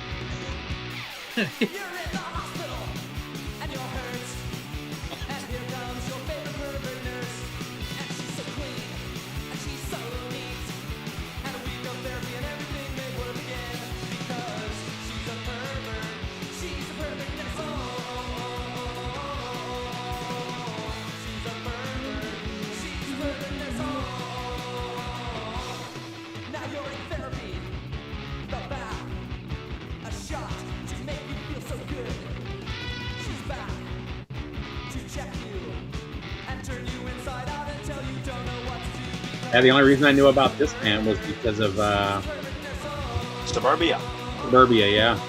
Yeah, me too. That was the first time I heard that song, and I went out and found the cassettes like within a couple days of that. Because I was a kid, I mean, like, punk rock was this whole world of all these records I didn't know anything about, unless it was the Ramones or the Pistols, you know. Yeah, I didn't know any of that stuff. The first time, like, I grew up with some punk, you know, some of the stuff that hit, like, the Clash, stuff that hit the radio. But, like, '89 was the first time I heard The Damned, and that was, like, the first real punk that I heard. And I didn't like it. I was like, this is garbage. It doesn't make this sounds horrible, you know. And within 2 years, punk was like the main thing I was listening to. Yeah. My buddy turned me on to Dead Kennedys and Crass, and then I was yeah. I knew Dead Kennedy. It was probably 10 bands. I'm sure we had this conversation. Yeah. It was like I knew the Damned, the Pistols, Clash. I didn't even know the Pistols other than the name at that point. Yeah. I knew I had a buddy that had Rudimentary Penile cassettes, so I knew them, you know. Dead Kennedys, Dead Milkmen, but then there was all this stuff, you know. There was a guy in our apartment. Kind of avoided it. Kept buying Iron Maiden records. He was a gutter punk, and he had lived on Hollywood Boulevard for like 2 years on the streets, you know. So, like, he was into a lot of the street punk and the underground stuff from L.A., so I knew some of that stuff before I knew, like, the bigger bands, you know? Yeah, most of the punk, I was already, like, a thrash metal guy, and then that's when I started, like, Circle Jerks and all, learning Fear, all those. And that's when that was about the time that I started, like, before that, like, 88, 89, 90, I was all about thrash. I didn't care about anything else. And then I started slowly getting into punk and other stuff that way. But they reissued, I want to say it was 83 or 84, the Sex Pistols, because I could never find a Sex Pistols record. I knew about them from my older cousin. It was a 12-inch of Anarchy in the UK, and the B-side was No Fun and maybe EMI. And it was a 12-inch. I didn't have 12 inches. Everything was... I had Van Halen and Judas Priest records, so I was playing it at 33, and it was like I didn't know for like 2 days I had the wrong speed. Funny enough, I've done that before. But I didn't know because I didn't know what they were supposed to sound like. I didn't know what punk rock was. What's funny, I knew the Motley Crue and the Megadeth versions of Anarchy in the UK before I knew the Sex Pistols version of the original, you know? Remember when I told you people that I already played some stuff earlier? Hey, Alex. We had a bit of reggae already. Yes. We had Oneness of Juju. We had Joy Roberts. So I've already represented, dude. Larry Marshall. Well, anything we can do to help, Dr. Rick.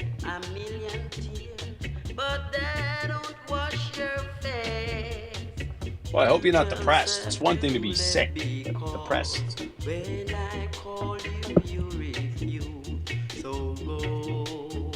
I've been taking stock of all of my audio hardware. I found cartridges and styluses.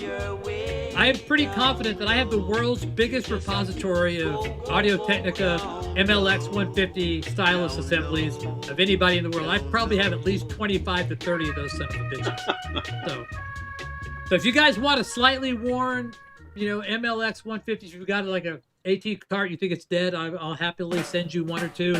I mean, I've got, they've been used, but I'm not going to cost you anything.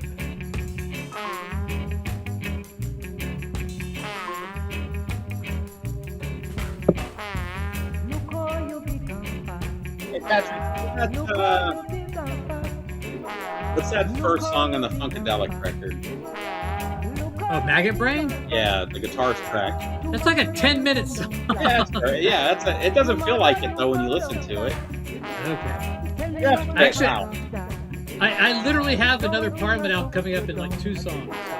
What? So, another Parliament song coming up in like Mother 2 Earth songs. is pregnant.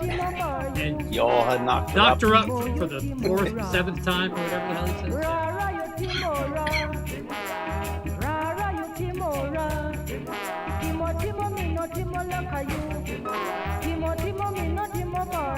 Hey, I'm trying, Alex, all right? I don't know this one at all. I never even heard Mr. Foundation.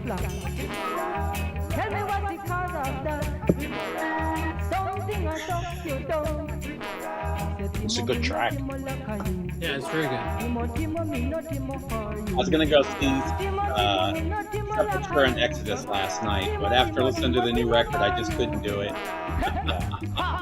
Alex, have a few people recorded this song? Because I think I've heard this song done by somebody else. It's something you sent me. I think this might be a popular song that's been redone. It's kind of, there's a lot of standard things you'll hear over and over, like the. But I think I remember the 𝐇𝐚𝐫𝐬. I think I remember that. I could be wrong though. Alex, let me know. Alex is my authority on this shit. Oh, absolutely. He lives it.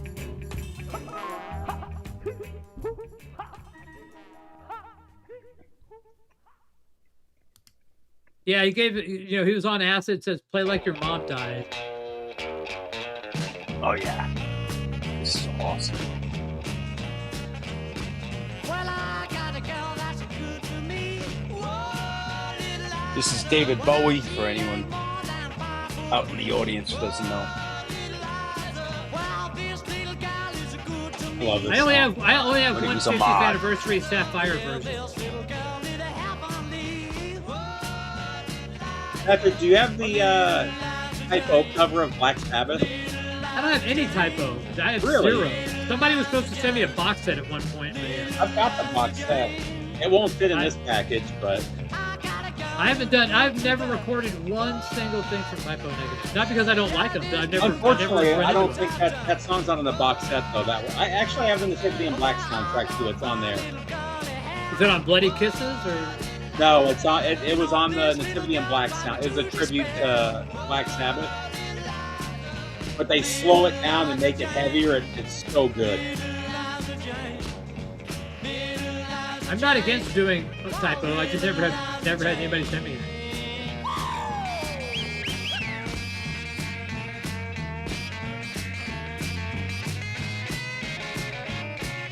Yeah, I've got a couple of the public. Patrick's got a few of the albums. John's got a few of the albums. Yeah, I mean, The first like record's one of my favorites, though. which one has Rise on it? Is it 6? Or is it one of them has the one? I like the one that has Rise. I have the metal box thing. I haven't listened to it though. To be honest. I really like the first one. I think that's my favorite of them. That's the only one I still listen to. I haven't heard. I think I've maybe done 3 of his records. I haven't heard a bad one yet. I mean, some are better than others, but nothing's bad. It's a little more accessible, a little more melodic, maybe. Yeah, it's kind of like melodic post-punk. I thought that song "Rides" was great. I thought that's a phenomenal song. That's one of those songs. The first time I heard it, I was going, "Hey, I like that song."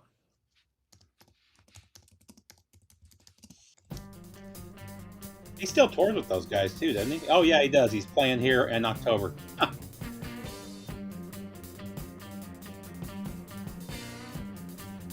Can you repair a cartridge, Dr. Rick? I've got an anniversary edition. I'll probably just end up taking it to Andy Kim.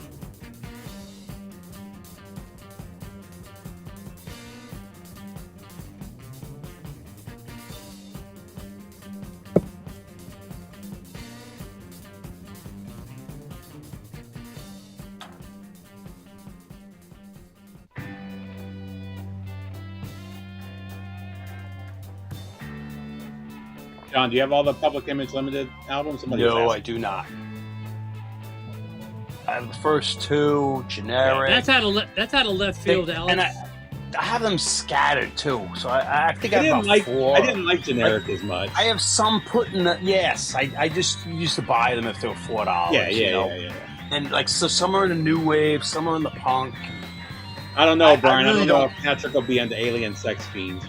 Yeah. I even like the title. They're not Yeah, the most the- accessible band. You either like them or you Metal don't. Box's second edition, is that the second album? Or was it? Yeah, the second album, first edition. Yeah, I have that, not the Metal Box, just the gray record or whatever it is. But I only like a few tracks by them. I Like appreciate most of them. that first record, I really like. I really like. I do respect them, and I appreciate everything they do. But as far as what I want to hear,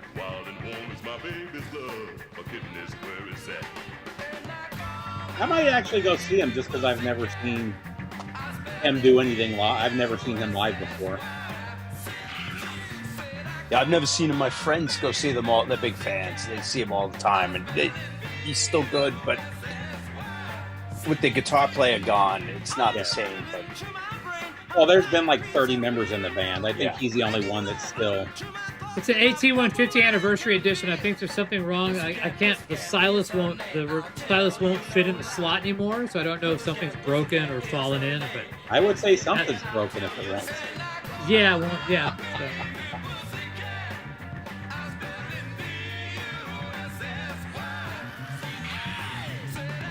Yeah, Groundhogs are a really underrated band. Did a T.S. McPhee? That's the guitar player, McPhee. T.S. McPhee. Brother Lee up in Tony Canada McPhee. sent me Yeah. a Groundhog's greatest hits record. yeah, there they're was some good kick-ass stuff on when there. they're doing like blues rock, but then when they get into some of the psychedelic, it's kind of like that goofy dated stuff like the Pink Fairies got into, like some of those. They're a bit like the Pink Fairies, where like The problem with you the can't- Pink Fairies, though, and I've probably said Okay, this I'll shoot it to before, you. By the Yeah, I still time got they it, Dr. put out Rick. I'll their send it to first you. record, they were already washed up. yeah, Just you can But like, examine if you it. hear like- the stuff from 69 and 70, it's so good. yeah. There's like killer tracks on every album. You're like, oh my god, this is the best band in the world. Then you hear like they do like laughing and like psychedelic, goofy stuff the next track. And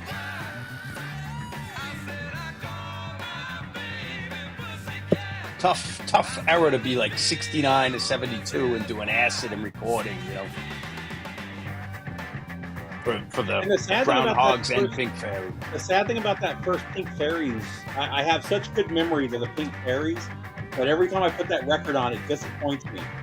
Yeah, you gotta just do tracks like Yeah. Chambermaid. Like there's so many good tracks. City Kids. I need to find it again. I used to have somebody burn me a disc of their live shows from 69 and 70, and those Yeah, whole this- albums are great. Yeah, the live They're at the bootlegs, Roundhouse. It's hard I to find have. them. I think Live at the Roundhouse is an official release, and then I have maybe CD, and I have a CD that came with the book of live stuff, Yeah. like a free CD. I can't remember how that is, but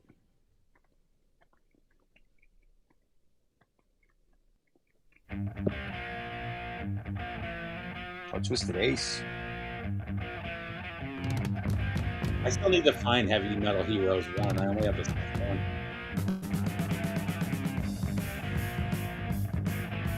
I've got most of the songs off of it. Yeah. But I bought that off eBay, but one time I was in Los Angeles, I saw it in the store. But that was back when I wasn't buying. I wouldn't have bought a duplicate back then. But I saw it in the wild ones.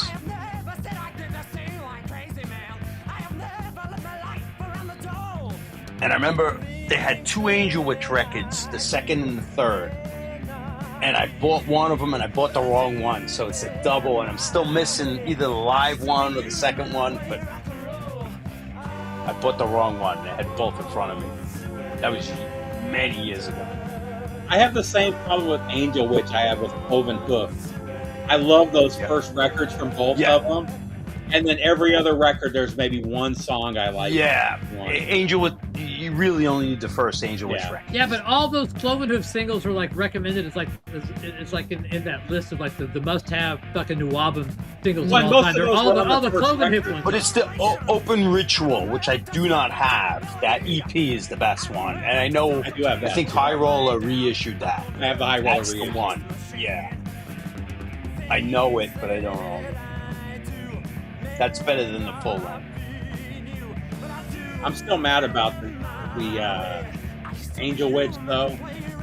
One of the local stores, this is like 10 years ago, got an OG UK pressing of it, and they wanted like $30. And 10 years ago, $30 was a lot for that record. That's too much, because that And record sold a lot. I was like, nah, that's too much. And then I got home, and I was like, man, I've never seen that before. And I drove back like an hour later, and it was fucking gone. And I talked to the guy. He's like, it sat there for like 3 months, and nobody touched it. And he's like, right after you left, somebody picked it up. You know the golden rule, Steve. When you see it, buy it. Yeah, but back then, it wasn't like it was that, a story of my life back then. Because you didn't think these records, you just thought it was just going to go on forever. You didn't know in 5 years. What year are we talking? What year are we talking about? We're talking about like 10 years ago. Like, no. I mean, I was buying that. If I saw something like that, I would buy it, man. It's like, yeah. Like, I would go into record 2000s. stores, and I would walk out with 15 killer metal records. Yeah, I would buy every metal record that I didn't have. Yeah. And they would laugh at me at the counter. It was so uncool metal. And what's so crazy is I remember like 15 years ago buying OGs of all the Metallica for like $25.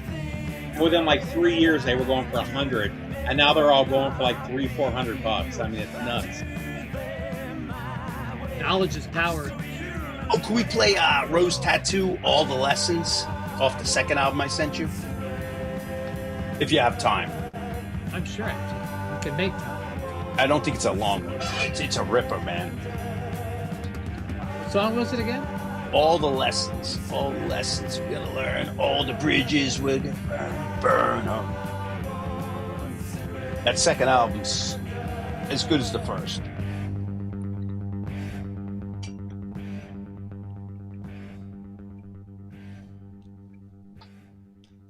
Which I still think, the first two Rose Tattoos are under, you still could get them for a decent price if you find them. Yeah. And they're 10 That's the only ones records. you need, too. Yeah.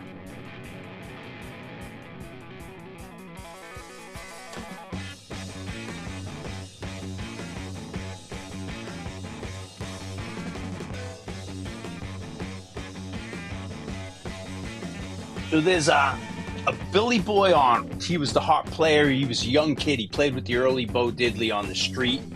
But Billy Boy Arnold cut What album is it off of, John? The second album. I forget what it's called. I sent it to you, just that last batch. All the Lessons? I think it's called All the Lessons. Do you have this? Do you have 3 records on there? Because Put everything back. there's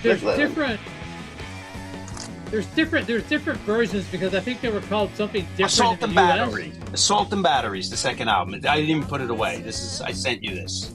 I don't know if I have that recorded. You did, because I got the sleeve. You put it in the sleeve. You cleaned it. No, but there might have been a problem with it. Oh, I'd be surprised if there's a problem with this record. Yeah, I don't think I have it. I don't think I have Oh, it. okay. If I do, I don't have it done. You know, this record is immaculate. You have Maybe I forgot to record it. But we'll just put it in the next batch you sent me at some point. So. Patrick, did you end up getting that what am I drawing? That Howlin' Is Wolf. this something? Maybe there's a line. There's a weird line on going. Which one? Smokehouse Lightning from Howlin' Wolf. I don't know. Do I send that to you? I don't know if I have it processed. So hang on. No, I don't have it processed.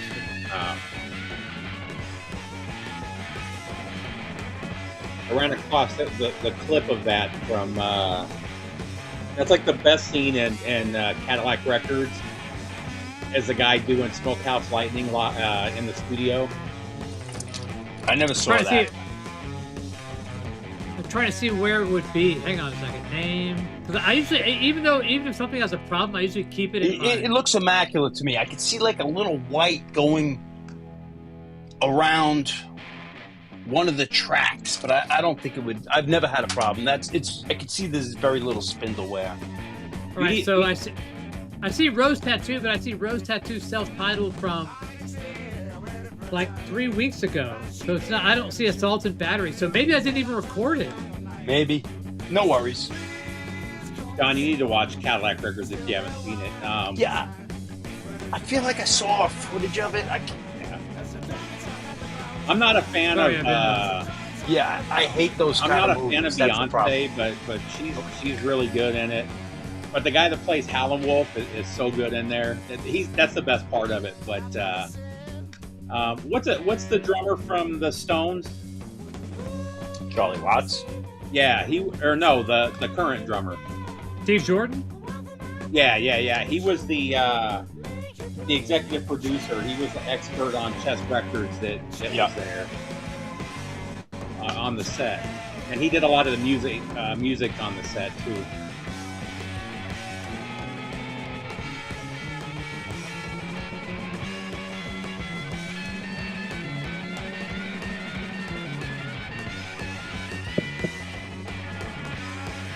So I sent back that Assault and Battery though. You got it back, right? I didn't keep it. Yeah, no, it's back. Okay. It's clean, but I've never. It's not like a one. Sometimes I send you like those circle jerks where definitely been through the. No, battles, those were fine. You know? So I those been through parties and been left out when you didn't take care of records. I can't. Was that on Mirage? Was it on Mirage? I don't know. Is that a U.S. press on Mirage? Carrier, so it's probably UK. Okay, so France. So Albert Productions, Carrier. Maybe it's French. Oh, okay. I don't know why I would have left it out. Oh well. Because there'll be another package at some point. So. I can't tell what it is now, but either way. I do like this, Patrick, from the Mallard. I'd never seen the version. Yeah, the Virgin, the white label. Yeah. That's kind of cool. That is cool. They're kind of proggy. Well, you know who it is, right? I don't. It's Captain Beefheart's band, minus Captain Beefheart. Yeah. Okay. Yeah. But they're kind of proggy. It's like psychedelic country rock. Hold on, let me see. Which album is that? This is In a Different Climate. So I have that album. Yeah, I don't know what song to play off of it. I don't know it that well. I've listened to it a couple times before, though. All I remember is that I didn't like it. Yeah. But, you might like it. Well, I bought it. I'll let you know. Sometimes it takes a second. Good listen. It clicks. I like this title, though. Your Face on Somebody Else.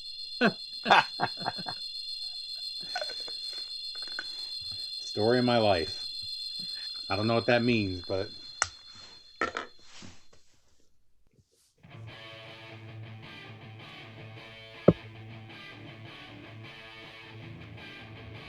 I realized I hadn't heard this album in a long time, so... Probably my 8th favorite budget album. Bandolero is the one I pull out the most. Bandolier? Yeah, Bandolier's great. That's probably all around, the best all-around budgie album is, in my opinion, Bandolier, for sure. And then probably after that, Never Turn Your Back on a Friend and the first album. And Squawk. it followed... I like Squawk. Well, let's talk about, the EP, though, is like, Yeah. Swallowed Did Not What's Do the one with the plane with the bird face on it? Squawk. I think that's Squawk. With Okay, and yeah, I really again, like and that one. again, and again. I love that one. I like that better than the first, I think. Well, and again is off of If Swallowed, If Our Britannia Had Waived the Rules. Oh, okay, then I'm mistaken. That's after Bandolier. Yeah. Bandolier Kind was of the, changed. that was Well, the yeah, first one I owned. the first To three be- albums were like a certain style. Then they kind of changed a little bit. And Never Turn Your Back on a Friend, Bandolier, and If I Were Britannia Had Waived the Rules. Those were. Yeah, that then was you the changed MCA again. era, those Yeah. records. To Then be you changed honest, again. the one I listen to the most is that 2 CD box set.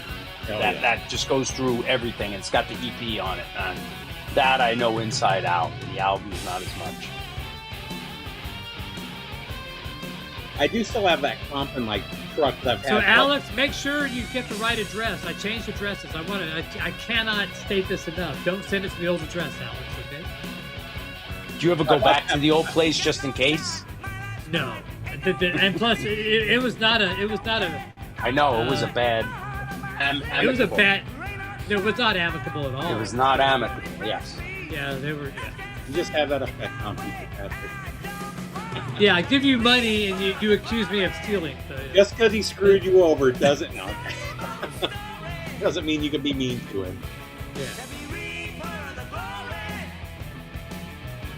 I mean, I really like the one guy that's been there through the whole time. Pete, he's like a great guy. You know, that's the only thing I miss about the whole thing. I mean, I've got a place that's literally a block from my house that the same place. I can just drop it off and get my shit done. I'm home in 5 minutes as opposed to an hour. But budgies shot up in price quick. Is it even like Oh, 4 or yeah, 5 man. years ago? You could get the budgies OGs for like Yeah, they were a little bit of money though after Metallica. I remember like my buddy got them. I never bought the Budgies back in the 80s. Yeah. He had those records and they were a little pricey because you can only get used. I was gonna say I still have the comp, the Metallica comp in my car. It's got the OG versions of all those songs that they covered, and I still play that. I've had that CD for like 20 years. I still play it at least once every. I mean, couple months. even Night Flight and Deliverance from Evil are like fucking $20. Yeah, I don't have now. Night Flight. Those aren't even great, you know. But I remember you used to be able to buy them on Rockadrome any day of the week for like $25, Yeah. and now the reissues are going for like $40. It's nuts. And there's two separate reissues. There's like the MCA ones, and there's the noteworthy ones that the band does.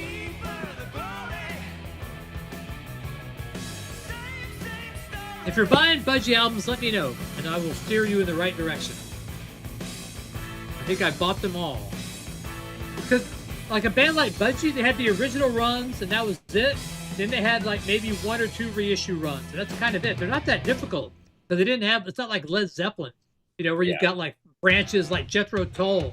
You know, you've got like branches here, there, and everywhere. It's like, Oh, the worst is the fucking Kiss records. oh God, I couldn't even imagine. You know, Brutone, Vince, Ludwig. You know, 2014. You know, you're in the one-offs, then the box sets.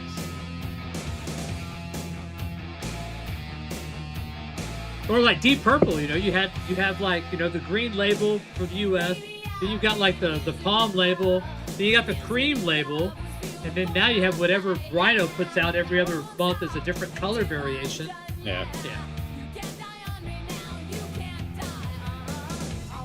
All the Cramps albums are reissued, Steve, if you're interested, if you're missing some. Vengeance Records. Yeah. Those don't sound bad, but they're cut low. I mean, Yeah, I don't know. No, I don't mean the not that first batch, but they're putting out all the 90s records. The And, Cramp stuff is real funny though, because like they did the original pressings on Illegal, but then Illegal bootlegged them themselves a couple. It got really they had weird. label problems. Yeah. So they left the label and the Cramps owned it, but Illegal. So I've got like some Illegal bootlegs using the original stampers. Yeah. It's really weird with them. So, But, like, Big until Beat further from notified, Badsville man. and like the later records are The only they're all one I like need $27 is the a pop. one- Whatever that last one with the zombie on the cover. Yeah. That's the only one I don't have. Yeah, look up. I'm not Yeah, recommending no, them. I don't have them, but Vengeance Records, they put out like 6 or 7 Cramps records. And I want to That say are the last $27 couple a records, pop. the last couple were on Vengeance, weren't they? Yeah, it might have been. They might have did the original like 3. And they did Big Sun. What was the other one? It was Big Something, the other label they did. I'm still gonna say, man, the best reissue series in the last 5 years has been like the Danzig shit, man. That has been the best reissue bang for buck. I'm not gonna look it up. That I've heard in forever. So. I have 𝐿 My first Danzig, and maybe you guys don't. Maybe it's just my copy. Mine is really low. Mine's like great. I've got to turn my amp up to like, I usually sit at like 35, 38. I had to turn it up to 50 on Danzig 1. I would say I had that problem with the cramp stuff. The cramp stuff sounds great, but it's cut low. I didn't have that problem with Danzig. And it was only Danzig 1. The other 3 sound fine. Yeah, I have an OG of the Danzig 1, and it probably sounds exactly like the Beastie Boys licensed. Yeah, 𝐿. I don't even know if that's the right way to say it. I've got a couple of I've got their singles, or that EP that they did. I have the album that has like the crest of the really lame, like fucking like coat of arms on the cover, and then it's got like Tony Burge and the other guy. The one I have is like it's like a blue. It's like a blue. Yeah, yeah. blue. Yeah, but it had like it had a coat of arms at the cover. So, yeah. If you have none. I remember looking for them. Throw it in the next pile because I sold mine. I need to have it back. It was one of those bands I only had on my iPod. I have 𝐿. I've done it. I've had 𝐿.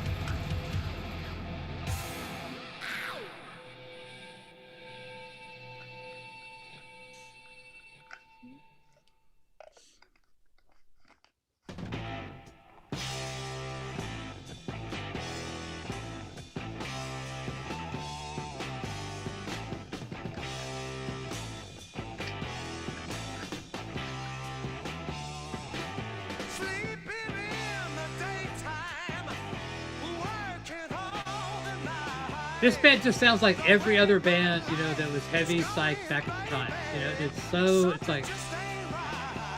Yeah, but if you like that sound, then. I mean, no, it sounds great, but it just sounds so cookie. It's very cookie cutter for that. Yeah, genre. but so does 80s metal, so does punk, so does rockabilly, so does garage rock. This is 1970, but if you like this is it, you want it all. 1971, you know? Yeah.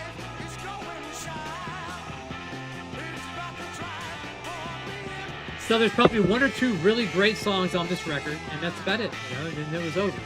Hey, falls into John's theory. Yeah.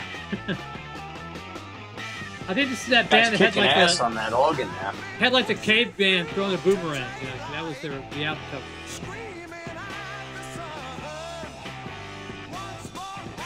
Very Uriah Heep-ish, isn't it? Yeah.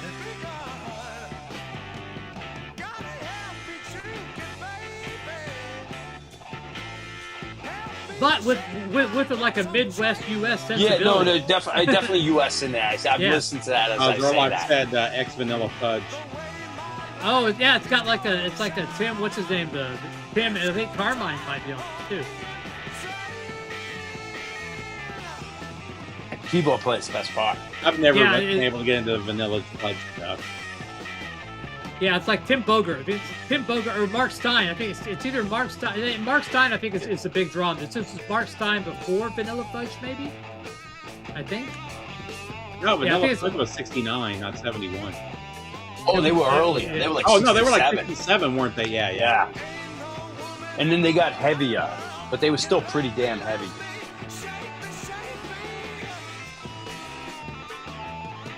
Yeah, it was Mark Stein. So yeah. 1970.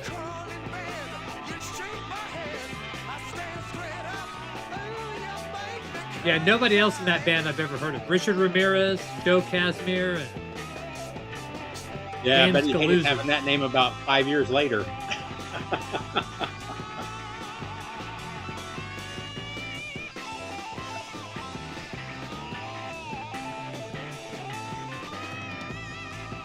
They discovered the wah-wah pedal.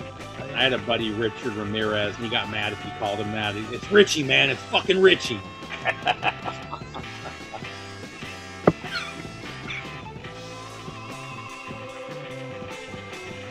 Now they kicked in a lot of reverb there on the solo. So.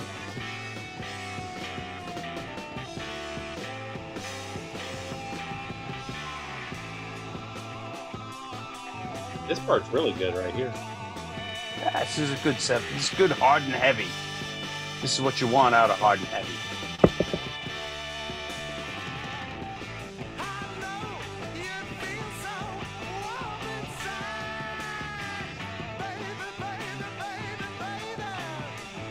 So the reissue of Bandolier, the MCA did a version after Noteworthy. I think it's 2007. It was 2017. I think was the MCA version.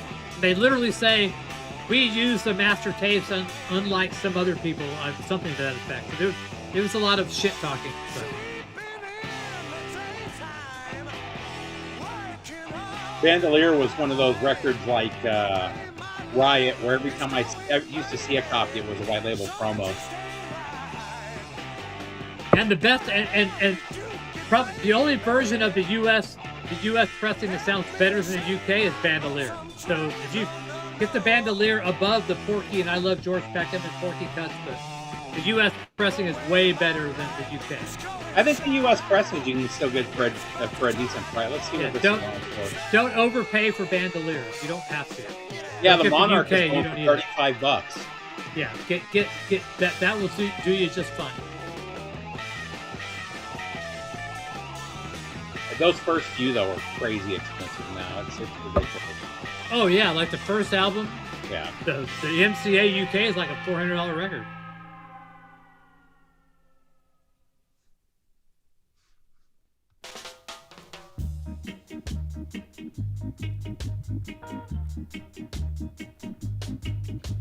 You know that I'm swept for you, baby. And it's Almost summertime, This people. isn't. We're gonna be. This can't be a guy named Ernest singing, right? Yeah, I was thinking. yeah, I'm swept for you. Is this a man singing? It could be. You know, those guys have sometimes had some very high voices, like Little Anthony. You know? Yeah, but they still sound like men. Yeah. Well, yeah. So the store where I get most of my metal Maybe he's like stuff 14. from, he just bought a huge reggae collection of all Jamaican singles. They're all reissues from the 80s, but it was like 150 singles. But they were all like $30-40 a piece. Wow. But if they're reissues, you know they're curated. Like, Yeah. I just have I didn't mine know. are originals, so like you got a lot of hit and misses in there. Yeah. Like, but they're not reissuing the bad songs.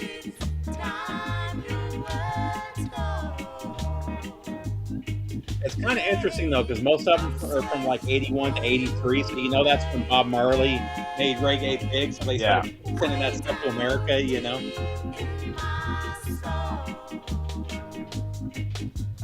I'm just like a falling leaf over you, baby.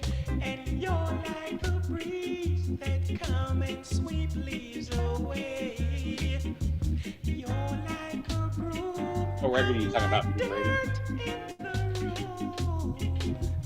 'Cause I'm sweat for you, baby. Oh, the man. Did you do somebody else's show, Patrick? What? Did you do somebody else's show? Oh yeah, I do Steve show once in a while. Steve Oh, West. did you do it again, or is that the one where you were talking about the AI stuff? I don't know. I babbled so much, I don't remember what I talked about. I watched like 20 minutes of it and I forgot about it. Me too, obviously. So Joy Roberts. Okay, I knew it was a girl in the beginning. It was nice seeing, even though it wasn't as good as his other stuff, it was nice seeing, man, I can't think of nobody's name tonight. He works for NASA. oh, Baraka. Yeah, he posted a video this week. Yeah, he's got a thing he does kind of regularly. I hope physically he's doing better. You know, so I know he had cancer. Not just that, I mean, he had his medical stuff, and his job is no joke. Yeah, he's a super nice guy. Oh yeah, no, he's great.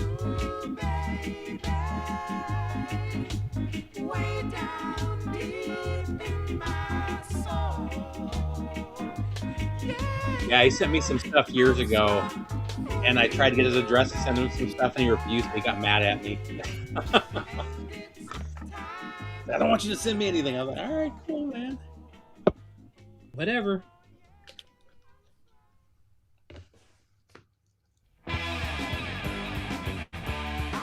I don't know if he still is. He was on the International Space Station team for years. Yeah. He was part of the ground crew for them. He's literally a rocket scientist. So yeah.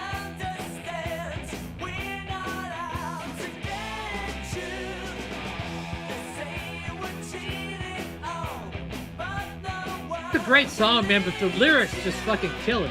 It's so bad. I love this song. The song itself is great. The lyrics are horrible.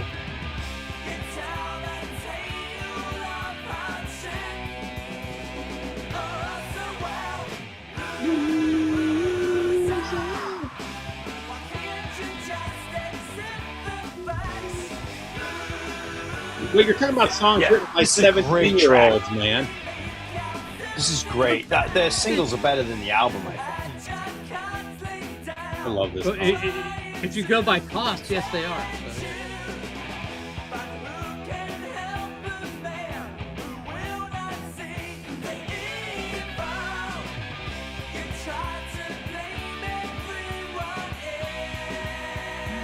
you try to blame everybody else, you bitch. Again, 17-year-old, Patrick. And you know, it's still as cheesy today as it was then.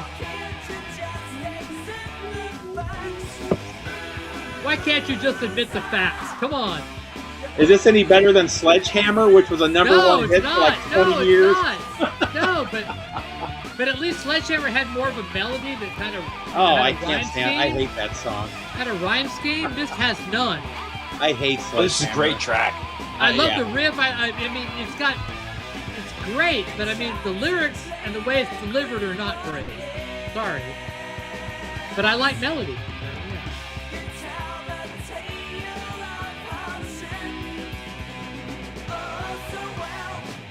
Oh.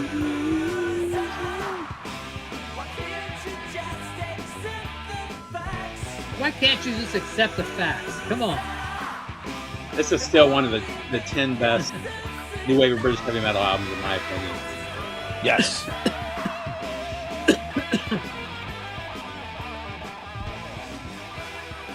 Nice lead, though, for sure. That hook loser too is a killer hook. Yeah, no one's ever used that one before. Yeah, there's a whole bunch of loser songs. Oh yeah, yeah. I'm not saying this. Just the way they sing it is a good hook.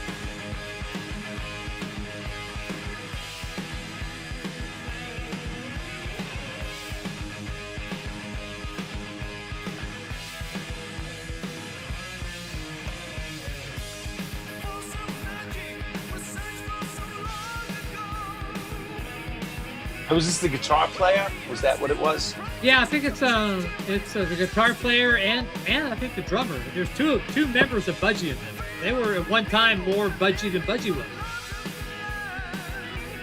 But it's like Steve Phillips and what's the other guy?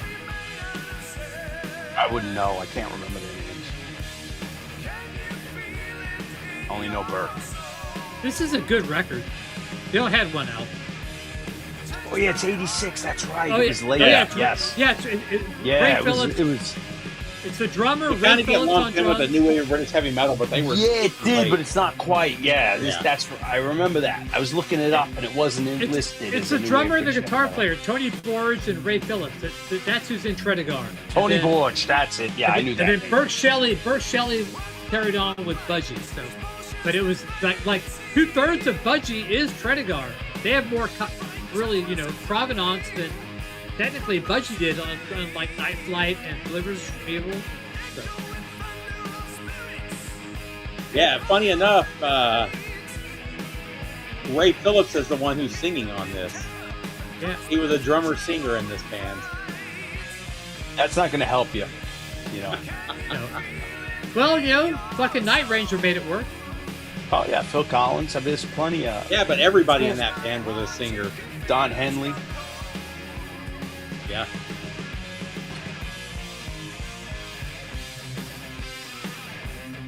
Captain Beyond, the later versions of that, drummer Dave singer. Clark. Whoa!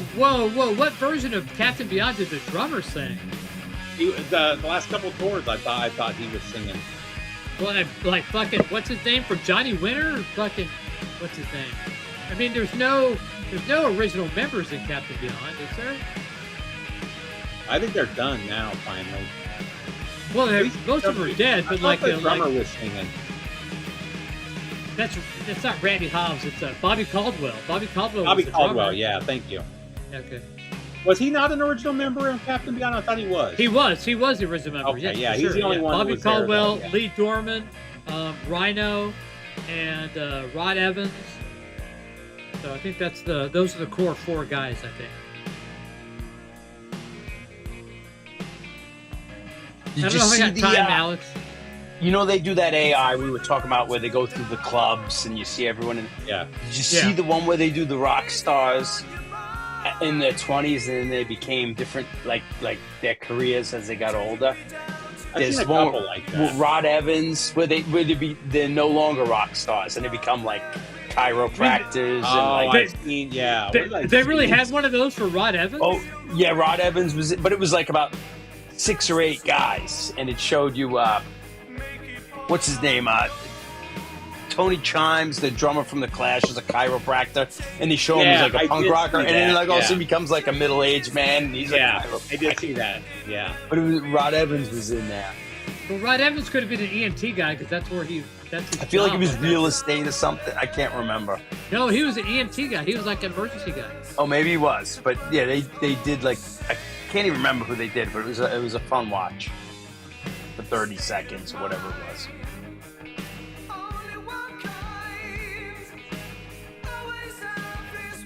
They did Dan Spitz as like a watchmaker from Anthrax.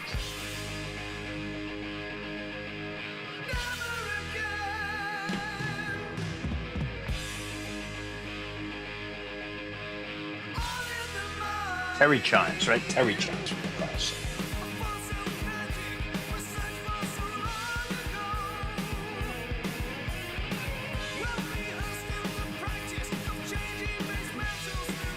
Yeah, it's about 4 years too late. This song.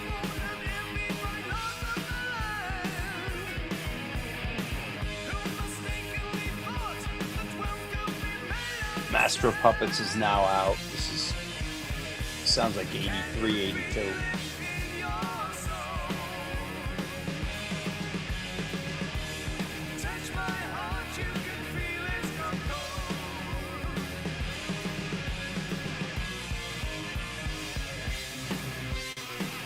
But, you know, it's hard. I can't imagine. It's hard to outdrink people who do speed. I believe you. Yeah, I mean, I know you were there.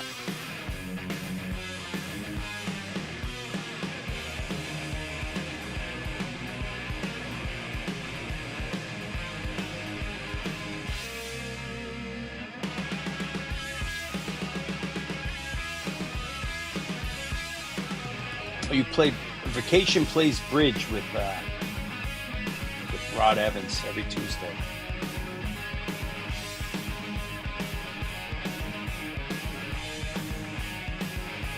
I don't know if I believe that, though, Bino.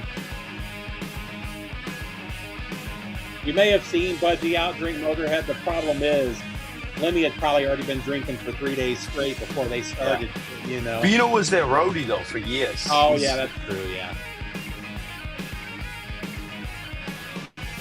But when you're on speed, like, you can drink a lot more.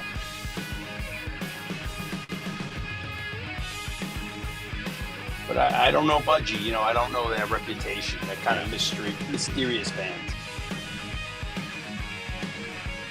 I've never seen them talk. I've never read an interview with them. I have, but it's like later stuff, you know. Yeah. Like after Metallica stuff.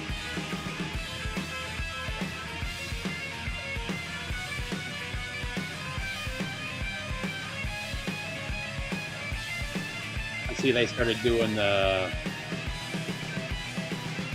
what's it called in Vegas? The Dome? No, what's it called?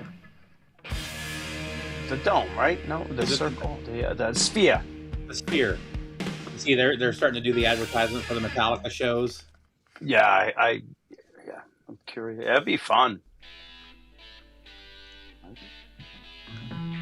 Oh, it's such a great record, man.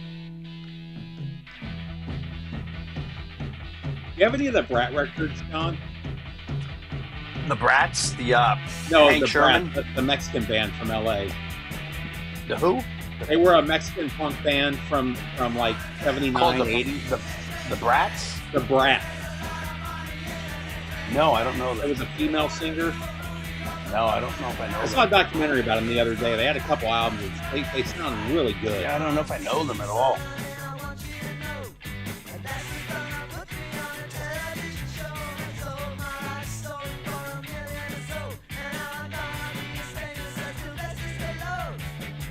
Oh, I'm not disputing you, Bino.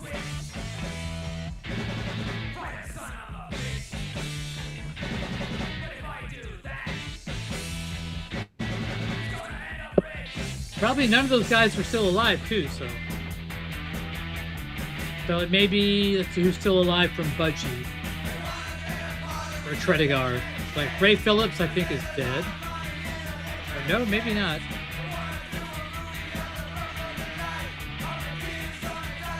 Yeah, you would know more than us, Bino. I was just saying it with. I just know Lemmy was famous for being awake for days because of his speed. Yeah. Drinking And the he whole would time. just go through bottles of whiskey Yeah. like Sinatra. You know, just like Anybody you wake up. anybody can drink like a fish on speed, though. Well, yeah, that's Anybody what we're can. saying. Yeah. You really could hold off the spins for a long time. I could outdrink anybody on speed, man. It's like give me like a line of crank, I'm good to go for like 2 days. And the fact that he still drank and smoked a packet or two a day and was still doing speed in his 70s, I mean, it's amazing he lasted as long as he did. Because, I mean, that was his whole life for, you know, when he wasn't doing shows, he was sitting at the Rainbow, you know? Yeah. I doubt there was 15 minutes without a cigarette lit. You know?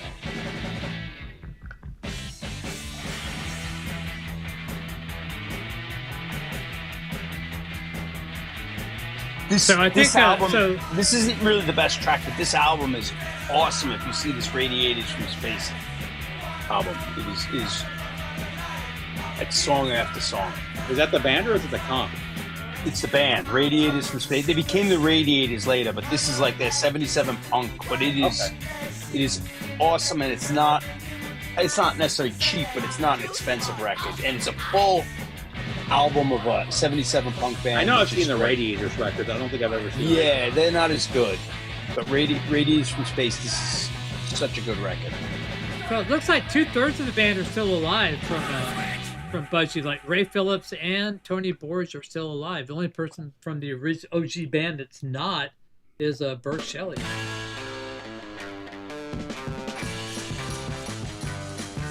I moved in a bad part of town just the other day. Didn't like the way I walk or what I say. So it's like, this sounds like a song from like Austin Powers movie. So what could I do? What could I say? It's from France. Oh, France, it's U.S. from It's France. definitely U.S. band. It's France. Well, pursue you. All right. Be nice, man, or I'll play fucking Do Me Right by Jafria. So yeah, there you go. I've said my piece about Jafria. That band would be awesome without the keyboard, but then they wouldn't be Jafria. Our friend just saw she went to see the Angel Stars show, and like I guess it wasn't so hot. Yeah. Well, Angel, you've got Frank Camino, the singer, and you've got And the Punky, drummer. right? Well, you got Oh yeah, Punky. and Punky, and Stars. You have Steve Smith, Rex I've Smith's gotta brother, send you Steve that, Smith. the guitar player and the drummer, and that's it. I've got to Well, the send you singer. Go ahead. that Buck record, Funky Meadows' first band. That's a really good record. So the guy from Stars. I mean that guy can go on like the home front singer like Diet Plans too, man. Because that guy's like big, you know. But it's Rex but Smith's brother. the guy from Homefront's got the total beer belly because he's actually not a fat guy. He's just got the Too many big old pints. pudge. The best is if you ever see the Viagra Boys, you know those guys. That singer's the best. He just looks like me, except the gut. He's just and he wears no shirt and it's all tattooed. It's like. I have a biker uncle that's like that, man. He's like super skinny. He's actually pretty muscular too. Just like the biggest, roundest beer gut though. So Tony Borge, like a week ago, put out he's putting out a fucking like a 7-inch single, compilations of 7-inch singles. So yeah, a Budgie singles collection coming out. So John, did you order your Rolling Stones single? No, is there a new single coming out? Yeah, that single that they just released. Oh, I didn't like it. I didn't like it. I mean, I didn't hate it. I thought I was happy for them, but no, I don't need that. The problem was that last record was great. They're not gonna. Yeah. You know. Hank Von Hell. And I doubt that Keith's involved at all.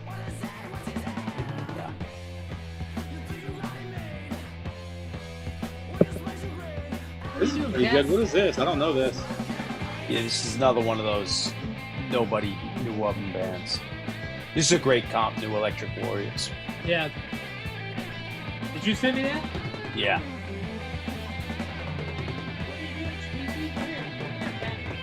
Just chock full of nobody bands, but it's all good. And I might have this. I've got like 4 of those box sets full of New Wave or British Heavy Metal. Yeah, it gets messy after a while. It's like garage rock. Are you on camera? Oh, okay. I want to find the rest of it. They had that Japanese set of like 6 or 7 CDs. I do want to find those. They're so expensive now. Yeah. That was my doorway into the whole thing. Besides, like I knew Maiden and Grim Reaper and like. Yeah, I think they're all alive except for Tony. Those Japanese comps were like gold. Yeah. And the few times I put them up for sale, they want like $30 a piece for them. They're even more. Sometimes. Are they now? Yeah. Well, they were a few years ago, but this is before the internet and before Martin Popoff's book. I had those, and I'm like, oh my god, I didn't know there was this stuff. Yeah, I remember Greeno showed them years and years ago. I was like, I gotta find those. I mean, that was our Bible. Like me and Sarah, we know every song off those better than we know like Iron Maiden's first album. Like just because we play those was.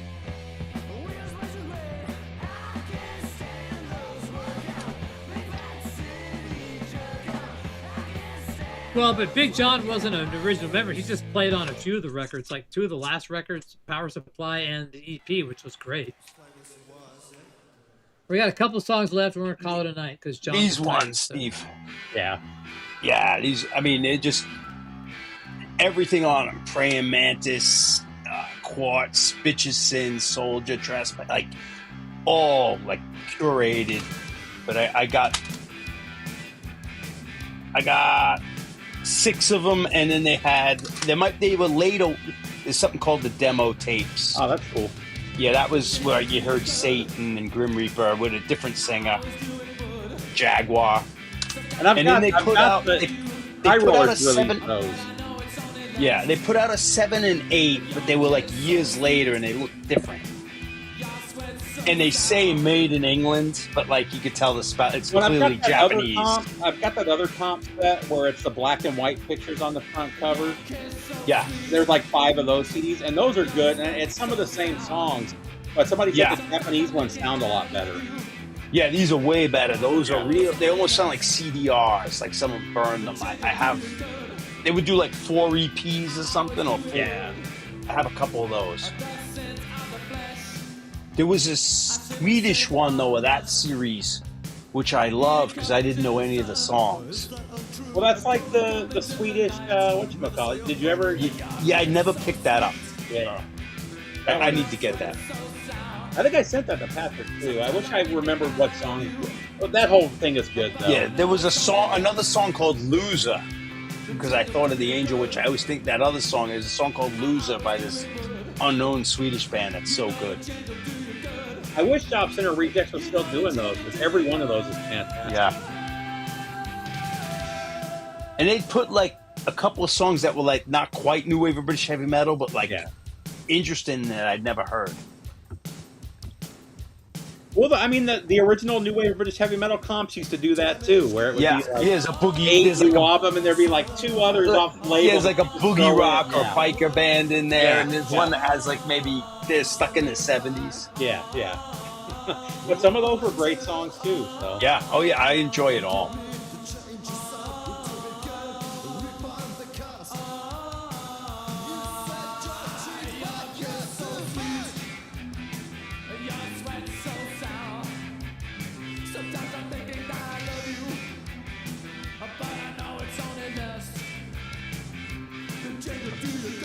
How many songs you got left, Patch? One left after this. Can we play, just because I could do 2 more songs. Can we play Okay. that Pandemonium song I requested the other day? It was called like, Imprisoned by the Snow or something? Off Hole in the Sky record. Yep, Imprisoned by the Snow. You are correct. I got it wrong last time. Speaking of the Wave British heavy, did I show you that I picked this one up? The Witch Mind and the Stars. I have that, but that is a lovely. It's one of the best sleeves. This of one the whole took me genre. forever to find. It's good. The music sounds like the sleeve. It's almost like Beatles-esque a little. You guys, I love Witch Mind. Yeah, that is one of my favorite. That's one of my favorite singles. Just to hold, it looks so good.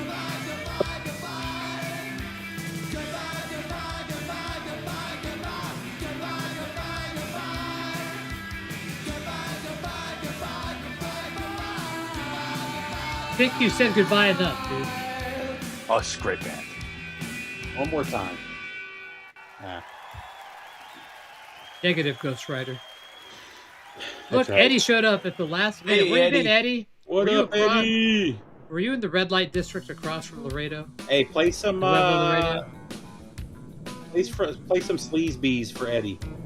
No, I'm not playing any sleaze bees for Eddie. We're gonna play Play 2 some more baby songs. metal. We're gonna be done. Yeah. The baby metal. We're gonna end with a killer, Eddie, man. This is Sleaze a pretty bees. good one for Eddie right here. Sleaze bees isn't bad though. Oh, Eddie will like this one too. Yeah. You notice how Eddie just says hi to John and Steve and not me? You know? No, you it got the hurts. big I TV know, thought. I know, it's a joke. I'm trying to shame Eddie so he's Spurs. Oh, who did Spurs win? I didn't even look at the basketball games today. Who won? Go Spurs! Thank you. When's the lottery? Is it tonight or tomorrow? Well, Philadelphia's done. They're cooked.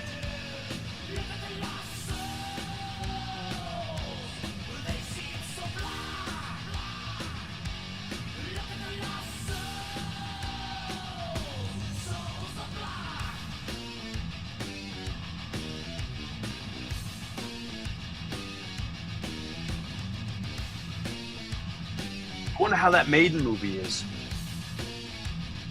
I don't know. I saw a lot of people going. I didn't see any reviews. Pretty sure you'll probably hate it. No, I don't. I'm not gonna hate it, but I'm gonna love all the footage. If you see Scott Ian or Dave Grohl, Yeah. you're gonna not be happy. So, yeah. Yeah, but I still want to see it. I'm kind of disappointed. My daughter's got 2 more football games tomorrow and tomorrow night, and I wanted to go see Carcass and Creator.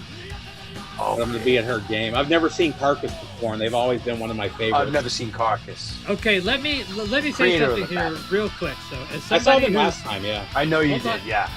as Eddie's somebody seen them a who bunch of times. somebody whose kid is like graduated from high school and college, and I used to go watch him play every day when he was in high school. You're going to miss that so much when she's gone. Oh, no, I know. I go to all of her games. I don't miss I it. already missed that. My son used to play hockey, Yeah. and I used to have to wake up. It was like wake up 5 in the morning to get to the rink at 7, or And drive I don't want to be far like away. my parents. My dad never saw me play any games. My mom went to 1 football game when I was a freshman. Like, they never saw me, and I I'm totally not gonna do that miss to all her. those times, man. I completely miss those times, and I'm glad that I was there for those times, and you'll be glad for that too. Oh no, And I it's- 100%. And I'm not debating it at all. You know what I mean? It's funny. It's as tense and exciting as watching like a playoff game of your favorite team. Oh, yeah. Like it I mean, I'm not telling you guys like you don't know, but it's just so interesting. Like you're that involved sometimes in some of the, not every game, but like some of the games. I miss it. I mean, it was some of the best times I've ever had. Like racing my kid was like, you know, those were the days, moments that I always remember. You know, is like just driving him and his friends like a couple of hours, you know, for playoff games. This song is so underrated. I love this song. And you'll never get that time back. So always appreciate your time with your kid. You'll never get it back. Now I have one of my bosses. His daughter just graduated college, and it didn't matter where she was playing college basketball. He would like take the day off and drive to Oklahoma to see her play there. You know, I mean, because you're never going to see it again. Yeah. And I only Doesn't got matter- one kid, doesn't so matter it's if not they're like good I or have a bad. second chance. You know. I just That's had one what- stepkid. You know, that's gotta all I have had. I got grandkids. one. Yeah. Well, yeah. Hopefully that's not for a while though. Yeah.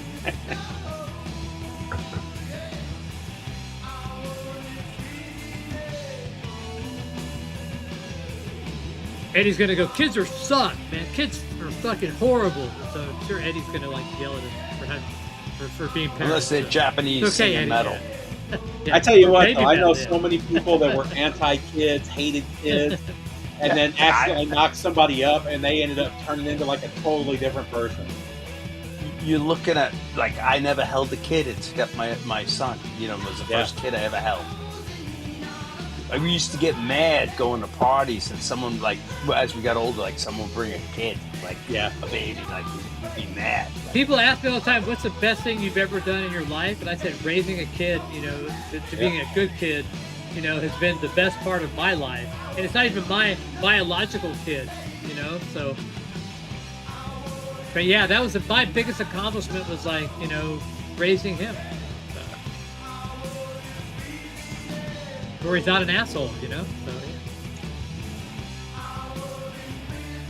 Well, and unfortunately, our country's fucked up. We ruin our kids. But like, you go to Brazil, even when the kids move out, they live in the same neighborhood. So your whole family is within walking. Yeah, but that's kind of We used to be like that. to where you don't really learn a lot outside of your own community at that point. I mean, I didn't know shit till I moved away. Like my dad, I had a lot of things my dad did wrong, but the only thing he really did right for me was making me leave town to go to college. He said, you know, if you want to stay here and go to school, you can, but you have to like come home at like 10 p.m. Can't do this, can't do that, can't do that. He was forcing me to leave town and become and learn about different things outside of my sphere of knowledge, you know. And I rebelled and didn't want to do so. But in the long run, I can look back and go, hey, that was good for me to learn about other cultures, other things. I could have been so insulated there. It actually was a good thing for me. So.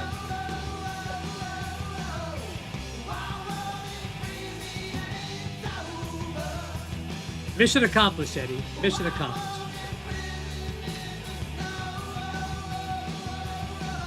I can understand not wanting kids, but you know.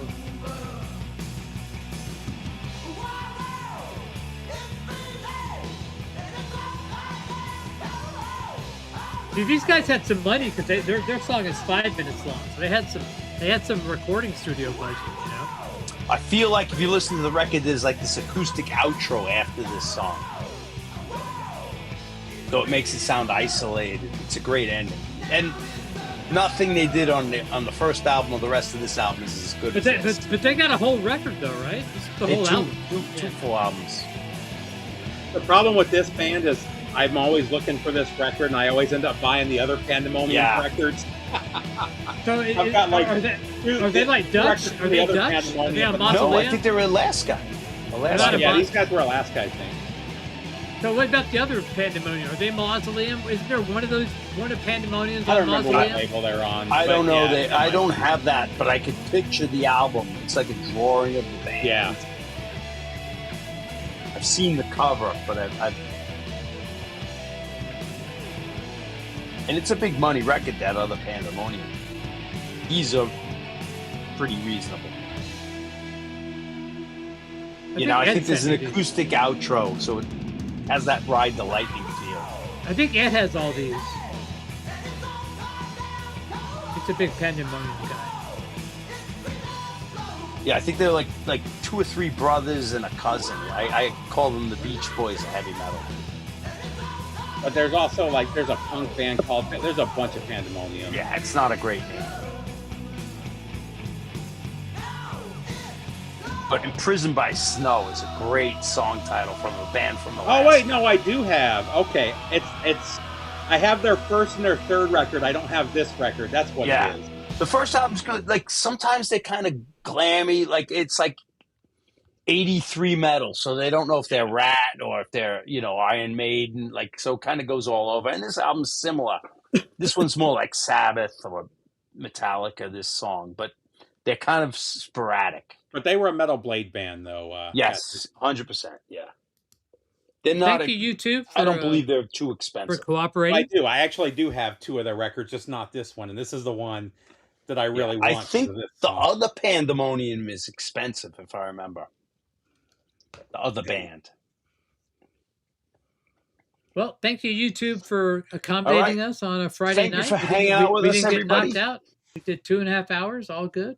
So And the Pretenders didn't kill us. John's energy level rose as the evening progressed. Yeah, it usually does. A couple Guinnesses. couple drinks in. So thanks everybody for being here. We'll see you Sunday. Thank you for hanging Lord out. Have a willing. wonderful week. Good night, Day off everybody. tomorrow, See you. Night all. Goodbye.